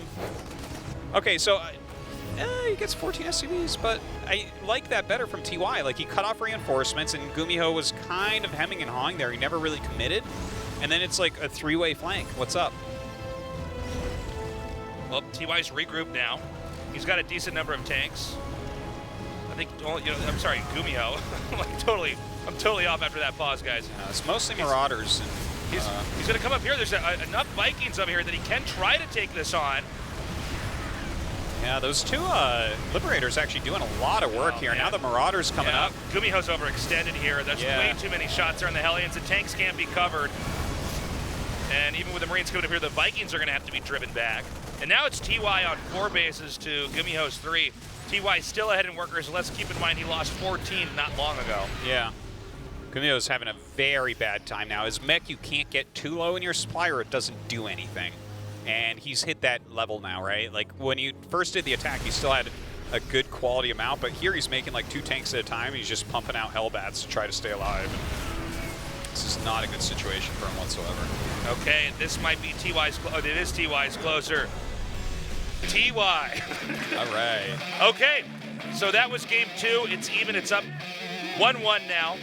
Yeah. Effectively making this best of 5 now a best of 3. That was a great game. TY showing that in a normal game, he can absolutely take on GuMiho. Yeah.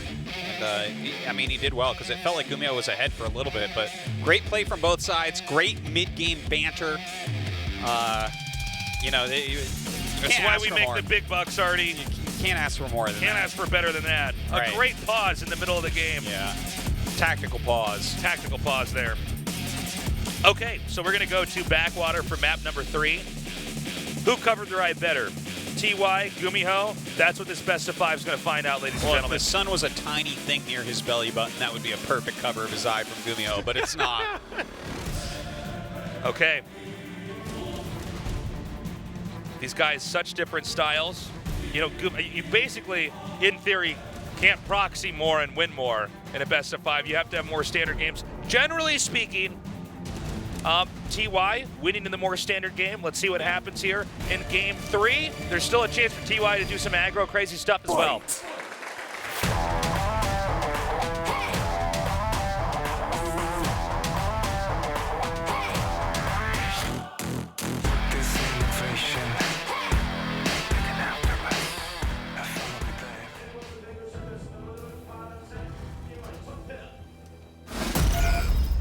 Splice, TY.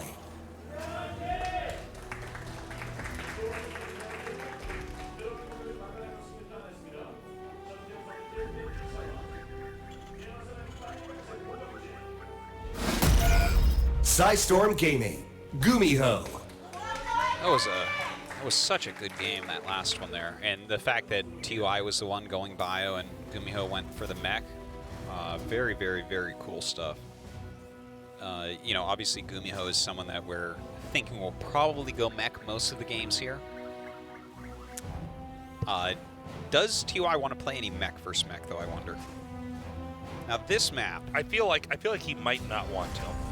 You don't think so? I feel like GuMiho would know that too well. GuMiho does this so often. Mech is already kind of the off-brand style. It's not bad, but it's the lesser used route. And I feel like playing against the way that GuMiho plays his kind of aggro, pokey mech style might be tricky.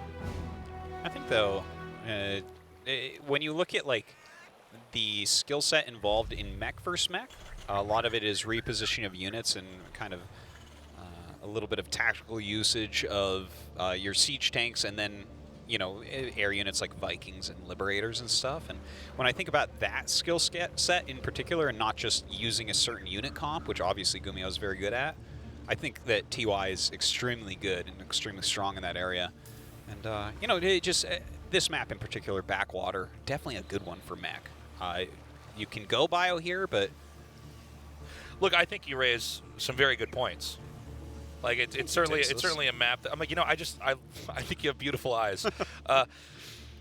I do feel like this map certainly allows a player to get to that place more easily. I just wonder if even on a map like this, if that's what you want to ask yourself, where just GuMiho's got. Okay, hold on. Ooh, got him. Nice. All right. That was funny. Yeah, that was. So, guys, spoiler alert, GuMiho's making a Cyclone right now. You didn't see it coming, but... TY's making 2, though. What do you do about that? Yeah. It's funny, because Cyclone for Cyclone is super snowbally. Yes. If you get the right angles and the right... And especially if you can get your first few shots off first. Oh, man. Yeah, because they have a very funny range. You actually have to like make sure that they're spread correctly. And the funniest thing in the entire world was where was it that we saw it? I think that it was actually at IM Pyeongchang. It was like Hero Marine versus Kelliger, I want to say. Yeah. And it was so funny because, you know, anti-armor missile, right? It like takes away 2 armor from anything. And Cyclones shoot faster than anything in the game, basically, right? So, like, obviously anti-armor missile, and then you attack something with a Cyclone, it's like a bajillion damage. Yeah. And one of those 2 players, oh, that's so cute. Anti-armor missile the other Cyclones and was like, okay, I got this. But then SCVs came out, and the SCVs won the battle easily against the non-anti-armor ones. Anyways. I love how he even keeps that Marine back. Yeah. So TY's going to have to think twice if he tries to commit with this, especially with that second Cyclone in the bunker there. Yeah. A Cyclone in the bush is worth 2 in the open ground, as you say. It's funny because he actually, for a second, had his Marines there too and thought, no, it'd actually be better if I showed just 1 Cyclone in the bush. So I still get the preemptive surprise shot, and he'd still think he could win the fight, and then I could bring the Marines forward. Very cute stuff going on. Stim coming out from TY. Cloak from GuMiho in third base. Still don't know if GuMiho will be going for mech or not. We shall see.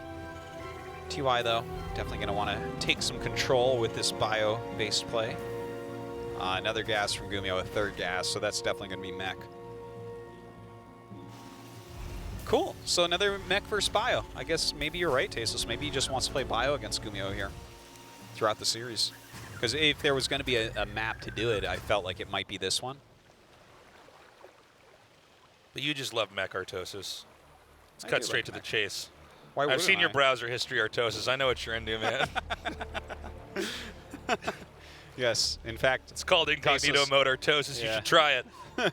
Listen, all right.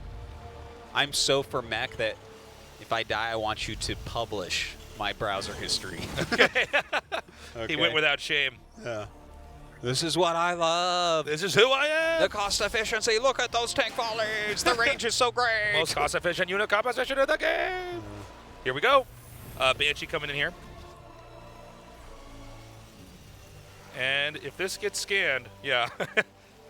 He's like, no, I don't think I will. Oh, he will. He thought he would, and he will. You know what? He sees 2 mules there. Yeah. Unless That's you such a miss smart mule drop, then I guess you get to just You're do it. so totally. You're so smart, Artosis. Yes, exactly. Now we have the bunny dancer watch everything, try to repair everything here. Yeah. It's actually doing okay with it's it. going fine. So you know what? Get this one. Lost mining time. Tons of SCVs killed. Wow. Jeez. I think they don't do damage fast enough. Those Cyclones. The Banshee as well, right? Yeah. That was insane damage. TVT is just a damage output fiesta, Artosis. It truly as is. I always say. Damage output fiesta. Yeah, you know. Tasus is always saying that. Put that on my We were at tombstone. dinner the other night, and I'm Yeah. like, Tasus, this isn't supposed to be on StarCraft. He's like, but TVT's such a damage output fiesta. Yeah. I don't mean to be such a cliche here, but, you know.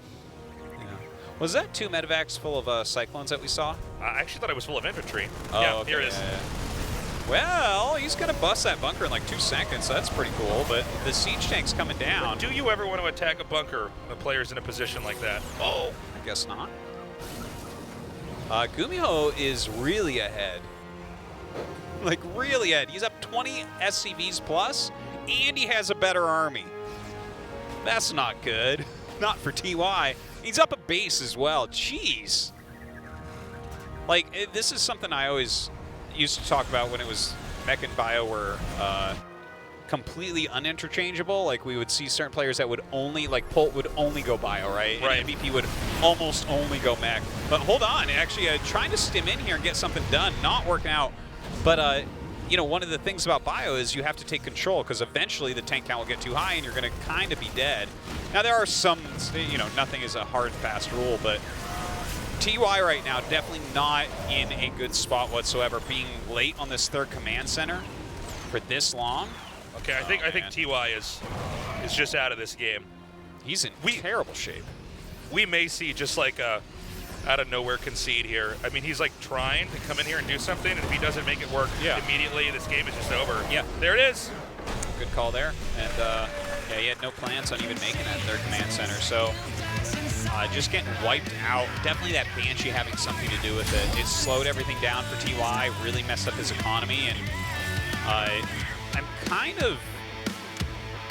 I'm a little bit surprised. I have to be critical at TY, and I think he's like the smartest Terran.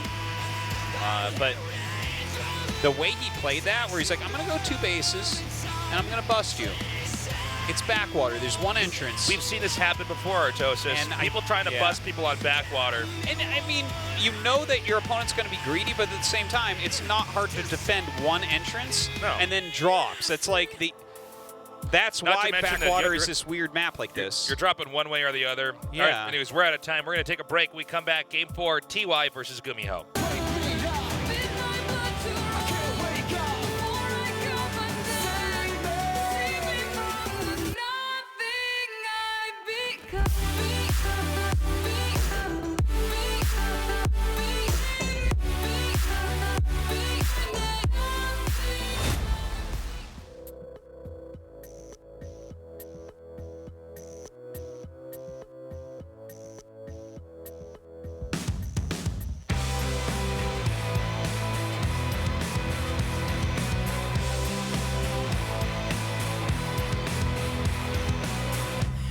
The mirror on the way out.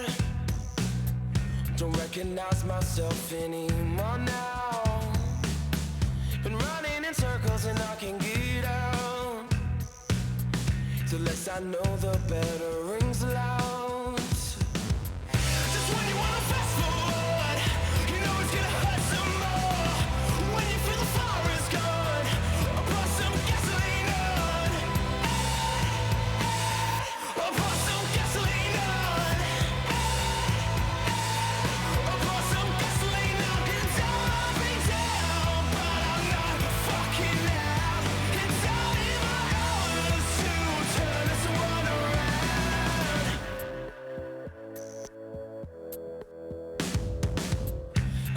surface yesterday. I know how this one will play out. Let me start you before you start. You played yours, I played my part. Both cut from the same cloth.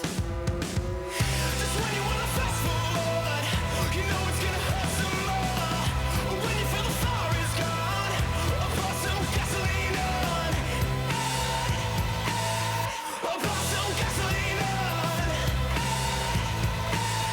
I'll pour some gasoline on. And down, I'll be down, but I'm not fucking out. It's only my hours to turn this world around. No hands giving me anything that I need, 'cause ain't nothing for free. Go ahead if you want and bow down to your knees. I stay above and I ain't about to leave. I'm giving it all, can't you see? You never come and take me from me. I'd rather be an outsider than a slave to society. When you got nowhere to turn, spread your wings, come and fly with me. When you got nowhere to turn, spread your wings, come and fly with me, fly with me. When you got nowhere to turn, spread your wings, come and fly with me. When you got nowhere to turn, spread your wings, come and fly with me. I'll make you a believer, believer, believer. I'll make you a believer, believer, believer.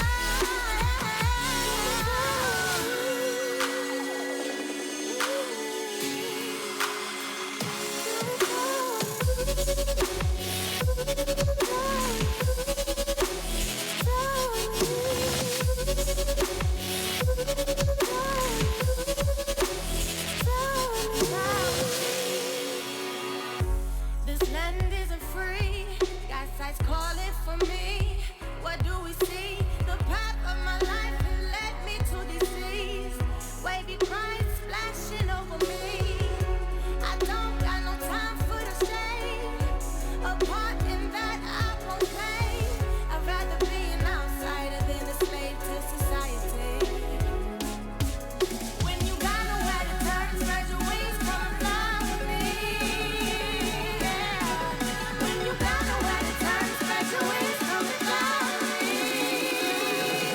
I'll make you a believer, believer, believer.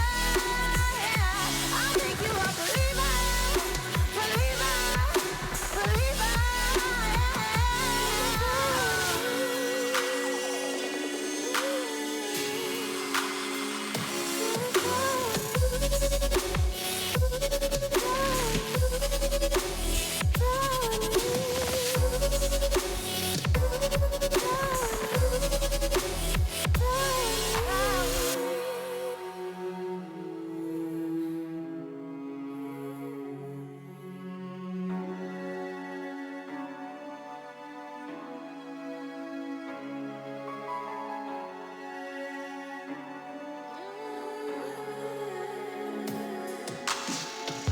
No hand giving me anything that I need, 'cause I love you for free.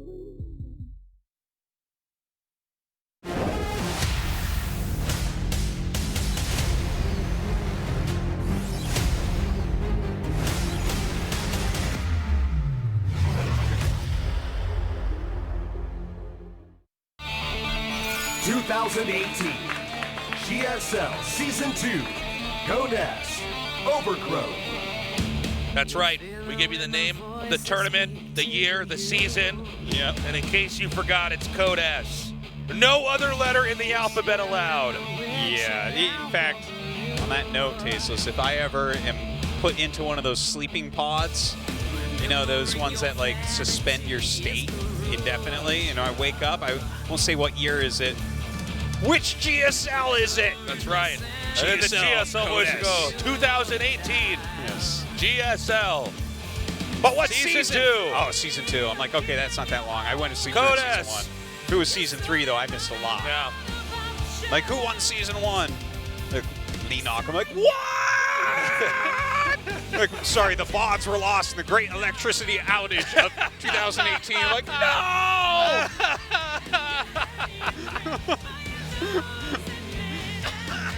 Oh my God, you're killing me. Just like GuMiho's killing TY. That's what we do, our toast, is we put the two nerds together and we make them kill each other. Catalyst is our next map. Let's see if TY can bring this together to a game 5. Yeah, otherwise, GuMiho moves on.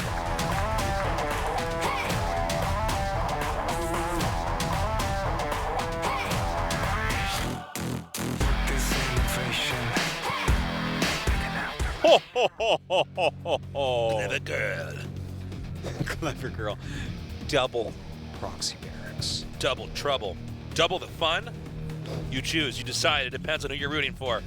Gas Double first. mint gum? No, I don't think so. Not that. Wow. Wow, look at this. The disrespect. Disrespect. Is that somehow less respectful to put it behind their natural? Yeah, you clearly didn't go to esports etiquette school or Yeah, I Tosis. guess so. Do it. I like this wide shot. We can see all the barracks being made on one screen. Yeah, Swarm Host could shoot those SCVs down from that other barracks.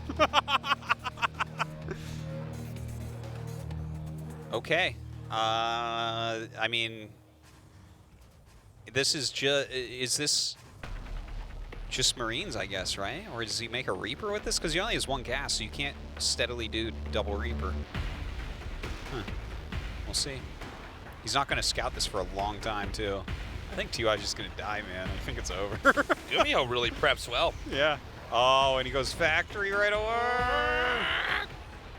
He's going to have enough for another Reaper, but then his gas... Oh, he's getting the same gas now. Okay, never mind. I had this misunderstood. Of course, you get the same gas a bit later here. Now, does he bank him? Does he go right away? I think you go at 2, because you expect there to be 1, possibly.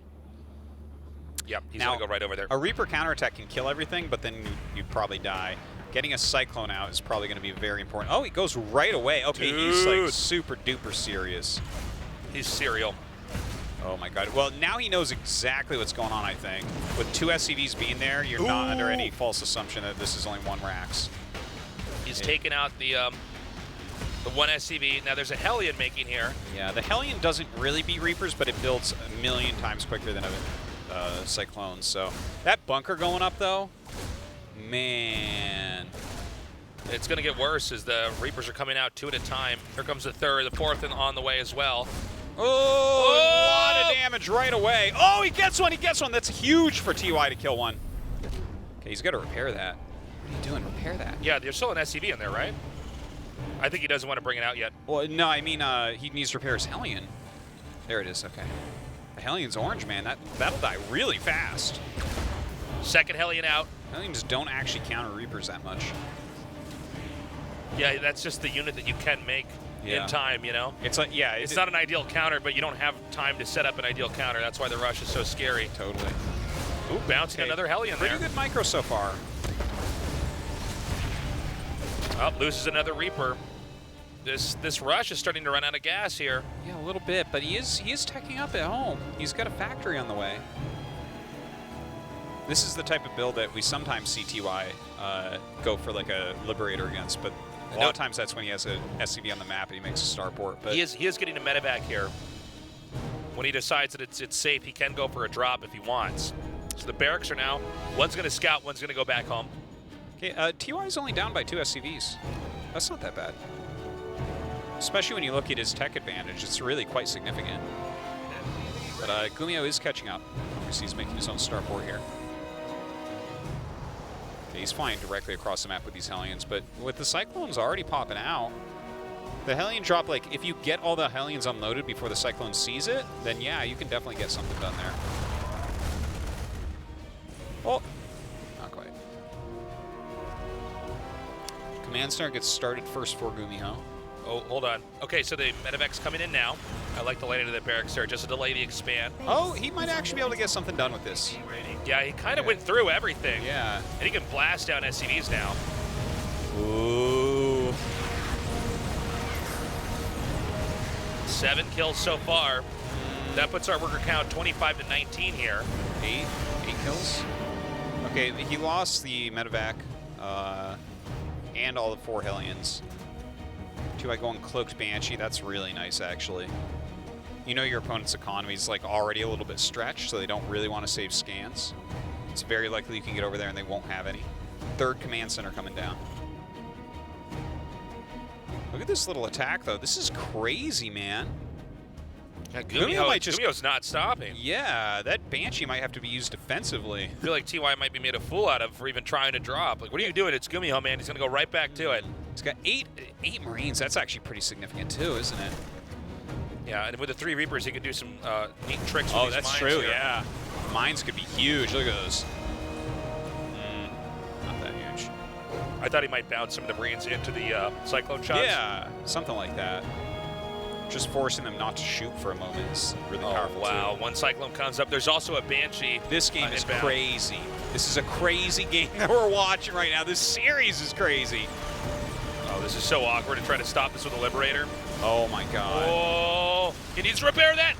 That's how fast. Talk about fast damage output. Try putting Cyclones and Banshees together, attacking something. This SCV count is just being demolished right now. And he actually, I think, could skirt out. Yeah, right. Oh my god. Yeah, he's actually okay. That was pretty exacting right there. Ouchies. Okay, another scan comes down. GuMiho does have the 3 command centers, so that definitely means something. TY's first command center they built isn't even done yet. Wow. TY. Look at that army. He's Every time we go back and forth, I'm like, whoa, he has all this. Whoa, he has all this. It's crazy. I feel like a little kid watching superheroes. It is pretty wild, though, man. I mean, this has been an action-packed game for Game 4. Now, there's a second command center, but GuMiho probably can't land it. In fact, he probably shouldn't with this attack inbound. And these Banshees, keep in mind the worker count was already lowered pretty dramatically. It's only getting worse. Now, luckily, GuMiho made a Raven. Maybe not luckily. Intelligently, he made a Raven here. So he wouldn't have to keep burning through scans and could keep dropping mules to try to play catch-up. If you siege these tanks, can those Marines actually walk under here and kill this stuff? You're forcing him to be at the front, so maybe the Banshee... No, the answer is no. We finally... TY was asking the same question. It's like, well, it kind of looks like a Marine could fit through there, right? No, I totally see what that. What about 3 or 4? All right. It's like, well, some of you can die. Gonna draw straws here. The Banshee, by the way, flying around, definitely important here. Look at this. Oh my god. Where's that Banshee, though? Here it is. Now, there's a Viking here with a Raven, but this Banshee's still going to do a lot of damage before it's actually killed off. Yeah. It's actually almost over-micring it. Oh, TY is so good. Comes in there and takes out the Liberator. There's no real defense here, and he's going to have to pick up. By the way, TY taking a 3rd base behind all of this. God. He's so good. Like, GuMiho has the command centers to do such a thing, but the army isn't there. And how do you break out against bunker siege tank? You're not going to do that with Cyclones. That's for sure. Like, what do you even do here? Like, does he just have to get a medevac and start dropping units outside and do something else? Scan here in the main is not going to help GuMiho that much. He's going to go... this makes sense, actually, to get a Liberator. Try to push out in that way, let the siege tank hit the bunker. And well, I mean, it's not a bad idea. The question is it too late? You know, GuMiho on 1 base right now. TY still with map control, still with a contain here. And by the way, TY can ditch this contain whenever he wants. He doesn't have to, like, hold his ground and try to lose his army. No, certainly not. Oh, the counter Banshee from GuMiho, though. God, these two are so good. This is so entertaining for me. I don't know what the hell is going on. This is anything but a standard just like game. Such an action-packed TVT. Yeah. So ultimately, that's cleaned up. Trying to salvage the bunker does not happen, but this tank line is still here. It's 1 tank right now for GuMiho against 3 over here for TY. That's not an easy location to push. SCV down here to spot as well. You can see TY is just going to try to relocate some of these tanks. In fact, maybe he just gives up his position. Yeah, he's going to back up. I think it's probably time. He did a lot there. He really forced GuMiho to kind of get some siege units and move forward. Will those siege units be useful? GuMiho doesn't even have enough production facilities to really put together an attack, in my opinion. So no, it's, you know, he's playing on this weird defensive keel. He doesn't have his 3rd command center landed. It's taking him a long time to get anything done right now. Okay. Stim on the way for TY. He's done all this without even having Stim. This game has been so back and forth. I didn't even know he was going bio. Yeah. There's been so much fighting. So much has happened now. And just now we're going to get Stim. So there's Liberators coming up here as well. Now the problem is, even though TY got his second base up, I'm sorry, GuMiho got his second base up, what TY is doing is setting up for a knockout blow. And it seems like he should be able to get it. Look at this. GuMiho's going into mech ever so slowly. He doesn't have the double armory, right? The game where he got the double armory and, did some decent harassment early on and had way more upgrades and stuff, he still ended up losing to TY. And when you look at this situation, like, TY is absolutely, look at that army. Oh my God. Let's see where he wants to push into. He's headed south right through the middle of the map. Past the GSL logo. And he's going to come over here. Looks like maybe try to go up to the right. And I just don't know if GuMiho has enough of anything to really deal with this. I think we might have to go to game 5. Yeah, look at this. The Liberators, too. He can just push in on top of just about anything. Oh, it's pretty even, actually. Look at that. That's a good move by GuMiho. Maybe he can get something done. The Interference Matrix doing some heavy lifting there as well. Liberation zone being set up here. Going to try to snip away at GuMiho's tank. And again, with a scan here, he can just siege up. He's going to be right in range of enough of these tanks. And the Marine stimming down here takes out that last one. Dude, GuMiho right now is just, how did he pull that defense together? I will never know. I thought he was just going to die right there. Yeah, he really did a lot with a little. Yeah, that was a very amazing defense. Okay, combat shield's now done. But GuMiho, yeah, he's gotten on a third base. He's stabilized. If GuMiho wins this game, it's a real testament to what a great player he is. The fact that TY can do that much damage to him and GuMiho is punching back twice as hard. GuMiho just now getting his first armory. TY having upgrades finish, getting some custom shells. His macro's really finding its stride. He's taking his 4th base. The thing is, when I look at this type of supply, 36 supply, now 39 supply from a mech player on 3 bases, you absolutely don't have enough for everywhere. You just don't. So TY can find those holes. Look at this. What's here? That missile turret, does that stop that ground army? No. That siege tank, does that stop it? Nah, not that either. He's like, well, maybe it does. Just continually stays alive. Yeah, I don't know if TY can break this. There's not a ton on the ground. If he has enough infantry, maybe he can make something work. Oh, no, where's he going? Okay, he's going to try to go all the way around. I guess realizing that the Vikings aren't moving, but it seems like GuMiho's already noticed, like, okay, I didn't see any more medevacs over there. TY trying to find a new position here. 1 siege tank down here with a couple turrets. Definitely could stim in. TY does not stim in, though. Now, TY is still outgrowing GuMiho this whole time. Yeah. That's another important thing to note. And he can trade at a bit of a deficit because his economy just is a little bit stronger right now with that 4th base finishing up. I guess at this exact second it's not, but it will be. Okay, this move is so strong. Okay. He's dead, right? No, he should be dead. Yeah.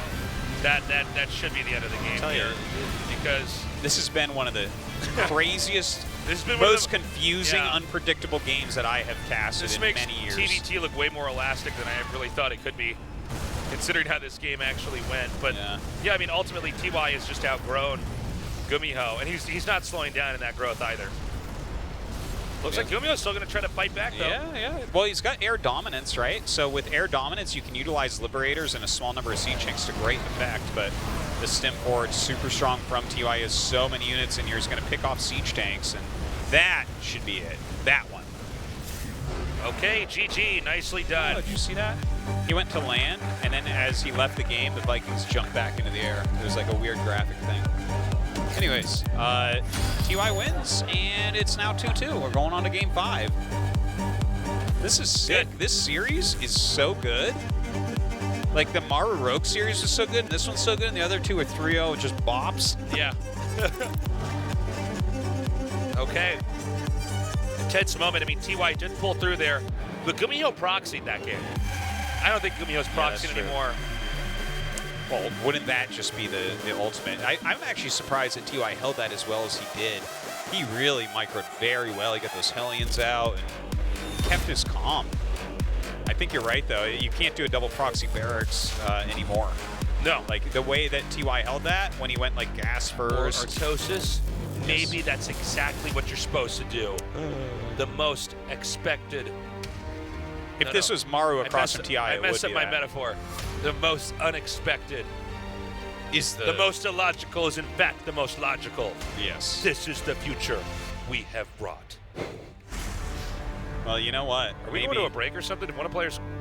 No, I think that TY wants just a little breather for a moment. Okay. That game was so crazy. The series has been so wild. Maybe he has to think to himself here what he wants to do. Well, these are not normal games at all.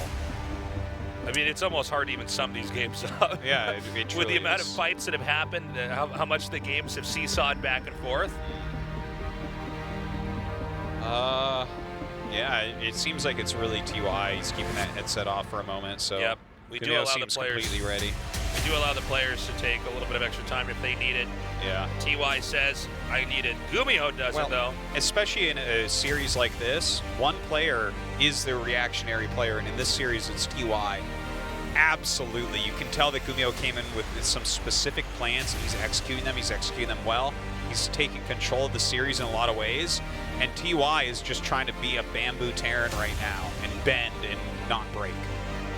Well said. Well said. TY's put his headsets back on, and it looks like we should be starting this. Gosh, what a crazy series with these two. GuMiho, again, he's a brawler.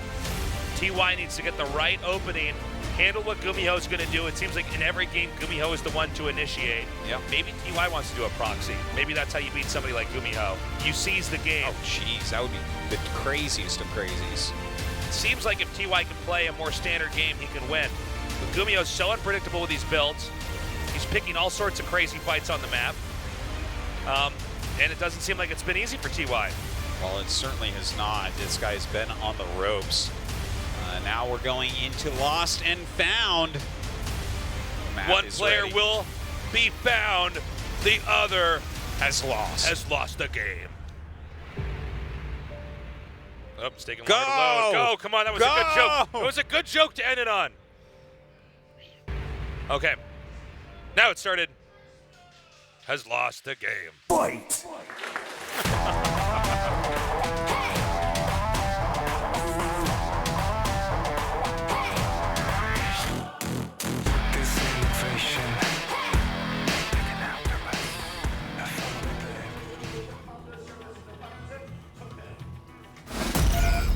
Splice, TY.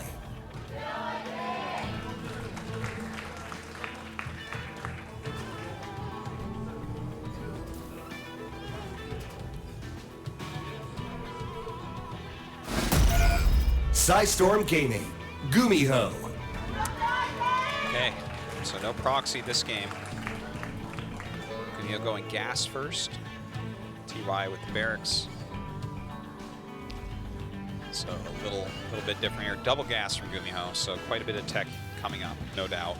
So this map is huge. Yeah, it's quite a big one. And there's a lot of different positions you can try to control on this. It's going to be really cool to see these two guys duke it out here. What kind of game are they going to bring us? Yeah, and I really don't know. Like, obviously, GuMiho has plans here, right? When you go double gas right off the bat on one base, a lot of times this can lead into Banshee. Occasionally, you see something like someone grab some Ravens early on to build up that energy a little bit and utilize them effectively a bit later. TY, on the other hand, he is going to be the expander. You know, I really do like tech openings in TVT, but the map is pretty big and stuff. So I think that TY's opening is pretty strong here too. You know, I feel like we've had games that are long in this series, but if you were to just glance at the games, they don't look like they would have gone on for that long. You know what I'm saying? I would like to have actually a super long, drawn-out TVT here with these two guys to really flesh out what their late game looks like. Because even when we've had situations where one player's on 4 bases, the games... Actually, let me try to rephrase what I'm saying. The games have gone on for a while, but they don't look anywhere near as macro level. You know Yeah. what I'm saying? Because there's Yeah. been so many fights, supplies have been plummeted so many different times. Look at that microphone But guy. maybe it's because when you put these two guys together, you can't get a long, drawn-out game because there just is too much fighting. GuMiho, super aggro Terran. TY is a real tactician on when he chooses to fight, but I think he's having a hard time finding that opening a lot because GuMiho is always taking that initiative right away. Yeah, he's forcing him into that reactionary aspect. Now, third command center coming up. It's like that thing I've brought it up a lot in the past. There's like a very famous Magic the Gathering article, Who's the Beatdown by Mike Flores. Everyone should go read it. It's just like, it's very short, but it underlines situations like this so well. Where it's like you have to correctly assess this, and I think TY has that. You know, he has to figure out what GuMiho's doing and stop it. Because if he tries to do anything else, he's going to get blindsided by weird stuff, you know? There's just going to be cyclones in his bases. He's right. die. He's going to be like, damn! So I don't know about making the SCV here. Is it going to get away? Wow. He's so good. He just knows it. He just knows, man. Yeah. Those are his Reapers going across the map, right? From TY? Yeah, there they yep, are. two of them. Oh, that's kind of nice. Peekaboo. Oh my god, but he might not be watching. He actually reacted a little bit too late there. It's just one Cyclone. Is he going to push all the way up the ramp? Ooh. Not before finishing what he started and killing that SCV on the low ground. Look at this. The Banshee is chasing these two Reapers. This is too crazy. Now, he could kind of stay out of range of the Banshee if he does this right. I think the circular nature of the main here, oh my god, he's got to save that command center. Yeah, he will with the second Cyclone coming down. You can't go down a ramp against that with a single one, though, because a grenade will just end you. Yeah. They bounce you towards them when they have like a little bit more, and then your Cyclone dies, and then you lose the game. But, okay, so I guess he'll be fine. GuMiho's command center is so late that the third for TY's is done before. It's a good place to be. Look at how defensive TY is right now. 2 missile turrets, and he's just making Cyclones. Yeah. He's just like, I don't want to die. I don't want to die. I think that's how you have to take on GuMiho, is you have to at least match him with your own Cyclones. It's definitely one way to do it, right? If you have a similar number, it's super hard for your opponent to engage. So low on HP. I heard a lock on and then never saw it. Yeah, I think what it was barely that? went into vision for a moment. Oh, that was a lot of damage. Is there something hitting the main? Have you seen this? Okay, yeah, it was another Banshee. He actually had it. It was just attacking, I think, the command center for a second. Yeah, that's what was going on. It was on an attack move, I guess. Okay, so it seems to me that TY has defended everything very well. That turret placement on both sides is fantastic. Those are zoning turrets. The Banshee can't even get in. Like, a lot of times you'll just see someone who will be like, oh, I'll put it in the middle of my mineral line, because then it guards the whole mineral line. No, no, no. He has a zoning turret there where, like, the Banshee just, like, sees it and turns around. Yeah. He's not screwing around with that. He can't get an opening if the turret's there. Yeah. It's like, what do? You fly into the middle of the base and then fly in, and you can only fly out through the middle? That's death. It's like, is it turret or deterrent? Yeah. You know?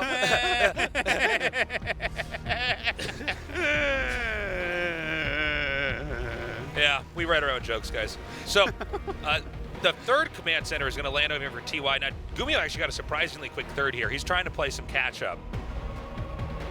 Well, if he's playing catch-up, then TY's playing mustard over here, landing his no. third command. Oh, no. Anyways, I got to get out of here, guys. I'll see you later. Toast's going to take over this cast. No, but GuMiho's going to push out again. And I'm not surprised. He's always taking this and he's trying to force a fight. Yeah, now, does he actually have enough to take this on? Does TY have tanks, actually? He's I think mostly he just Cyclones. has Cyclones, right? Yeah, so the Marine tank can do all right against this. Look at that, 2 tanks. Ugh. But you're kind of pushing up a hill here as well. Look at that Cloaked Banshee just doing somersaults over there. Oh, my God. Whoa! Oh, that Nice anti-armor. hits everything. That was crazy. He's scared. He's like, did I really hit everything? I did. Oh, my God. Now he's coming trying up. to fight with a pumpkin patch right now. He's trying to slide over here so he can get in range of that third base. He wants to isolate the third base from the second and the main. Yeah, and he does have these early Ravens with all this energy. He lost Oh my one, God. sure, but he can just throw down another anti-armor missile here. Watch this. Oh, God, 2 tank volleys on that. Huge amounts of damage. So he saved the third command, I believe, right? No way that died. No, did no, it? he lifted it for sure. Yeah. By the way, GuMiho did not transfer SCVs yet to his third. He's been so Yeah. He's been so ham this game. This attack, this could clear TY. Yeah, this doesn't see look this? like it should work, but yeah, he can leapfrog tanks forward. When And like, what are you going to do? When you hit a critical mass of things like Marine Tank, Cyclones just become pretty garbagey. It's just like the damage output plus the amount of time it takes the Cyclones to get through those Marines, you can't do too much. I'm sorry, there's no tank on the high ground here. We don't have a shot of it. Oh, I think we do now. I just There saw it a is. volley. Okay, the Liberators come out from TY. Look at this patience of TY, the amount of damage he's taken on everything. His CC's at a half But health. the Liberators, he's actually going to hold this. He's not going to die. Well, let's find out, Artosis. The SCVs have been pulled. The interference matrix goes down on his tank there, so TY pushes forward anyways. Hellbats are out, and he is going to end up clearing this, but at what cost? 20 SCVs already falling. A heavy price to pay there. But does TY have an opening to try to seesaw this all the way onto the other side of the map? He might. He might. I mean, and by the way, this is so reversed. GuMiho is going for bio, TY going for mech, but TY taking that much economic damage? Yeah, it's going to be a slow startup. He's going to have a very limited number of mech units. Every unit he has is going to be super important. Do you know what he actually has going for him here? Is he has air dominance with his Vikings, and then he has 2 Liberators, so you can just push through siege positions. Yeah, that's a good point. This is going to be hard for GuMiho. This is the type of army you have to go out there and kite against a little bit, but he's not ready for that. He put so many units in that first attack. GuMiho's style might actually have been the double-edged sword that's going to lose him this game. We see TY coming down now. This is a definitive push onto the third base. He's sieging up. The bunker is going to buy time. You do not hold this third. Yeah, you may as well can do to fly buy this. time. Yeah, I feel like you fly this third to the other third is GuMiho right now. There's no way on earth. Like, the air dominance here for TY, he can just push through everything. But GuMiho keeping him busy. Look at that. Oh my God, all right, he's gonna pounce. Yeah. So GuMiho scrambling back. Now there's a lot of damage on the CC. And the fact that it's moving this slowly, it could actually be picked off. Yeah, it absolutely but could. TY, I think he wants to go right for the jugular here. No, he backs up. He's just gonna come forward with these Vikings. I don't know what TY's doing. He's just eating tank shots right now and kind of going back and forth. He's eating quite a few. His Liberators doing some work, but get picked off there. Well, TY won the air dominance, so he can spot for his tanks with the Vikings. This CC needs to land, man. It's gonna die. Yeah, it really does look that way. Banshee flying back. Oops. Loses that immediately.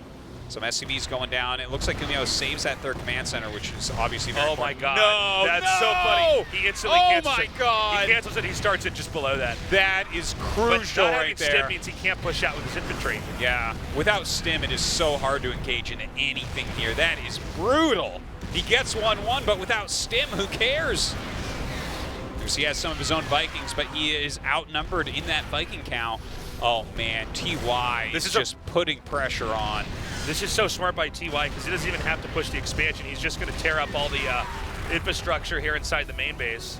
And I think he can actually push down and still hit that add-on, right? Do a little bit further down there? We'll never know because TY won before. We got to find out that great mystery. Dude, that was a dynamite series right there. Holy crap, was that a good series. Whew. Guys, gratitude's an important thing to have if you want to be happy. And we should all be grateful we got to see a series like that. Yeah, yeah. Especially after that 3-0 bopping by Zest. Oh, I know, right? I was like, is this just going to be a super quick day? And then, GuMiho looked like he might go up 2-0. But TY fights back strongly. And you know what? GuMiho played really well today, though. I mean, this guy is in fantastic shape at the moment. But TY, the more stable, more consistent player, does pull through, and he's our last survivor to go on to the Final Four of this season. Top 4, man. It is awesome. Both Maru and TY up there representing Terran. Of course, on the Protoss side, Classic and Zest. Can't ask for a better top 4 unless Rogue was in it. 네, 먼저 마지막 4강 진출자 전태양 선수 바로 이야기 The last semi-finalist. 축하드립니다. It's TY. Congratulations. Thank you.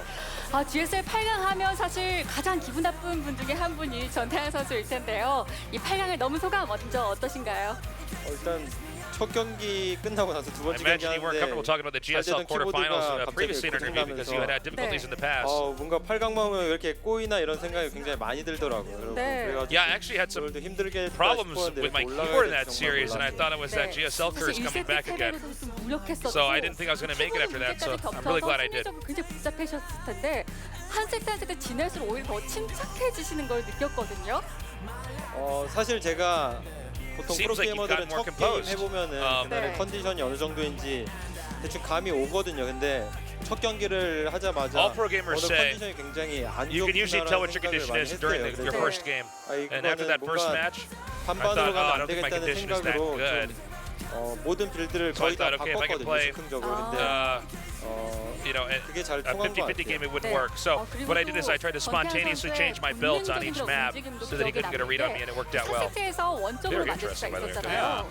거기서 상대의 전진 So let's talk about 상당히 game 4. 기습적이고 또 날카로웠는데 이걸 본진 베이스로 이렇게 짜내는 러시를 가실 줄 몰랐거든요. GuMiho proxy 2 racks just outside of your main. But you defended really well. 하는데 Honestly? 머리가 안 돌아가더라고요. 그래서 어떡하지 해서 그래 손 가는 대로 그냥 When I was playing that game, I 생각을 felt like my 했는데, brain wasn't working right. 저는 사실 앞마당을 지운 줄 알았는데 안 지어져 I 있더라고요. just decided to lean on my instincts more. 전화위복이 A 될 bit 줄은 less planning. 몰랐어요. 앉은 게 아니라 And I 깜빡하신 thought if 거였네요. I forgot to 자, make my 그렇다면 second base in time, 오늘 but 이렇게 well. 올라가면서 더 다음에는 좀 더 이렇게 준비를 잘 해오실 수가 있을 것 같아요. 그런데 이번 GSL에서는 꼭 만나기 싫은 상대들만 골라서 만나는 것 같아요. But maybe because of those mistakes, you can make better preparations 이제 for your 만나게 next 될 games. 상대가 결승 리매치가 됐네요. 바로 You're facing some opponents you didn't want to meet. 일단 성욱이 형이 테란전을 워낙 especially 잘하기도 against 하고 Zest. 저한테 He's another 강해가지고 finalist. How do you feel about him? 경기가 될 것 같은데 So Zest, 사실 저는 성욱이 he's always showing 형보다 strong 8강에 대한 games. He's 벽이 actually 더 quite good against me. 높아 보여서 But for me personally, 정말 열심히 준비하면은 제가 GSL quarterfinals. 4강에서 진 적은 없으니까 충분히 이길 수 있을 I'd say the 거라고 quarterfinals 생각하고 themselves are harder than 네, actually facing 알겠습니다. Zest. 자, So- 주성우 선수가 전태양 선수도 이 변태 테란이라고 So, 얘기를 하더라고요. he's saying 주성우 overall he's 선수에게 comfortable against his 한마디 opponent, Zest. 하신다면? More stressed out about the position of the tournament. Anything you want to say to Zest? 네. 경기를 처음 하는 것 같은데 성욱이 형이랑 네. 이번에 되게 오랜만에 해서 너무 재밌을 것 After 같고 KT disbanded, 성욱이 형이 잘하는 상대인 만큼 꼭 열심히 this is the first time I'll be facing Zest. It's going to be a lot of fun. GSL 결승 올라간 지 너무 오래돼서 이번에 꼭 올라갈 I know he's a strong Protoss player. 네, 알겠습니다. 마지막으로 팬들에게 I 한마디 really want to make it to the 드려볼게요. final, Zest. 일단 팬분들이 항상 Anything you wanna say to your 늦게까지 오늘은 좀 일찍 끝났는데 늦게까지 항상 응원해 주시는데 그거에 좀 감동을 많이 받아서 이번에 All these people that come down to the studio, even till the very 우승을 end of 해야겠다는 these 생각이 games, I really 많이 appreciate 들더라고요. it. 그래서 꼭 열심히 준비할 테니까 좀 많이 So I'm very grateful. 앞으로 얼마 Thank 안 you guys for 남은 supporting 경기도 me. 응원해 주셨으면 좋겠습니다. 감사합니다. 네, 알겠습니다. 다시 한번 사강 Hopefully you guys keep 축하드립니다. supporting me. Again, thank you. 감사합니다. Congratulations. Thank you. 네, 이렇게 전태환 선수의 Well, 진출로 Tosis. 주성욱과의 Ba, 2016년 ba, 결승 ba. 2매치가 Another cast bites the dust. 탄생했는데요. 자, 오늘 완성된 사강 This 결승 was a sick day, and this round of 4 is so out of control. It's crazy. Look at this. TY Zest. That is a finals. That was a great finals. Remember that? Zest beat him 4-2, right when Legacy of the Can't Void was forget it, still brother. new. Man, and Mario Classic. Holy crap. Can you look at it there and find a final that's not good? I don't sure think there is can. one, man. I sure can. And no bugs. That's my favorite part. Yeah, thank God all the bugs are We're gone. going right back to Warcraft 2. Just 2 races for this Final Four. We're gonna find out what's better, the orcs or the humans. That's right. I think Actually, we know lines the up pretty answer. well, actually. Yeah. The orcs are better, right? Yeah, they are better. Bloodlust was just too good. Oh, I'm talking about space orcs, man. Are they better than the space humans? That's right, they are, Artosis. That's what the space human players would have you believe. I know. We will I've been on see the about internet that before. So these are our next matches, guys. We are going to do a little bit of a schedule swap because Maru has to do the Asian games. So it's going to be Zest in TY on Wednesday. Best of 7. So insane. And then on Saturday, we're going to go ahead and take care of Maru versus Classic. This is amazing. Any one of these 4 players can absolutely win this tournament, and they all are looking ridiculously strong. This, happy times. Our craziest season yet of this GSL is going to get a little bit crazier. Yeah, and I mean, we're taking it up to 11. and we're pulling off the knob. Yeah. This is insane. I'm just so happy. I'm so excited. That's all I have to say. That's it. We'll see you next Let's time. leave this graphic up here a little bit longer. So do come down to those matches if you have time. Do the right thing. Be good to each other. Yeah. Don't lie. You Sometimes you have to Bill and lie, but Ted's generally fan? it's a bad thing to do that. Yeah. These are the lessons we want to impart onto you. Yeah. Thou shalt not offensively GG. Yeah, don't do that. Yeah, that is don't such do a that. douche move. That's the worst. It's not even like clever bad manner. Like if there's like some real good trash talk, I'm like, okay, all right. Oh no, there's clever, creative trash talk. There's good that's like, banter. oh, okay, that's pretty good. Most of it's terrible though. Well, now that I got this These cast, kids nowadays. I can do things like, we'll see you next time. That's right. And you can turn Close your it hand out by around, picking my nose. and you can like flick everyone off like this, and they don't Yeah. even know. This Yeah. is 2 fingers. We love you. Have a good morning, afternoon, or night, wherever you are. We'll see you for, what day is it? Wednesday. Saturday? Wednesday. We'll see you Wednesday. I don't know what's going on. I don't know if it's night or day in the studio. We'll see you Wednesday for the next GSL Code S.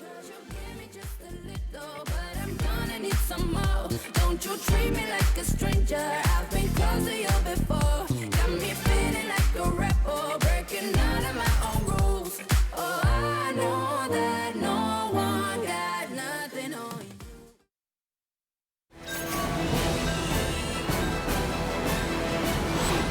Game activated.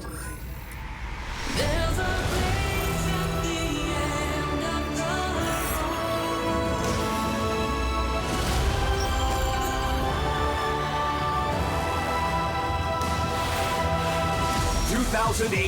GSL Season 2 Overgrowth.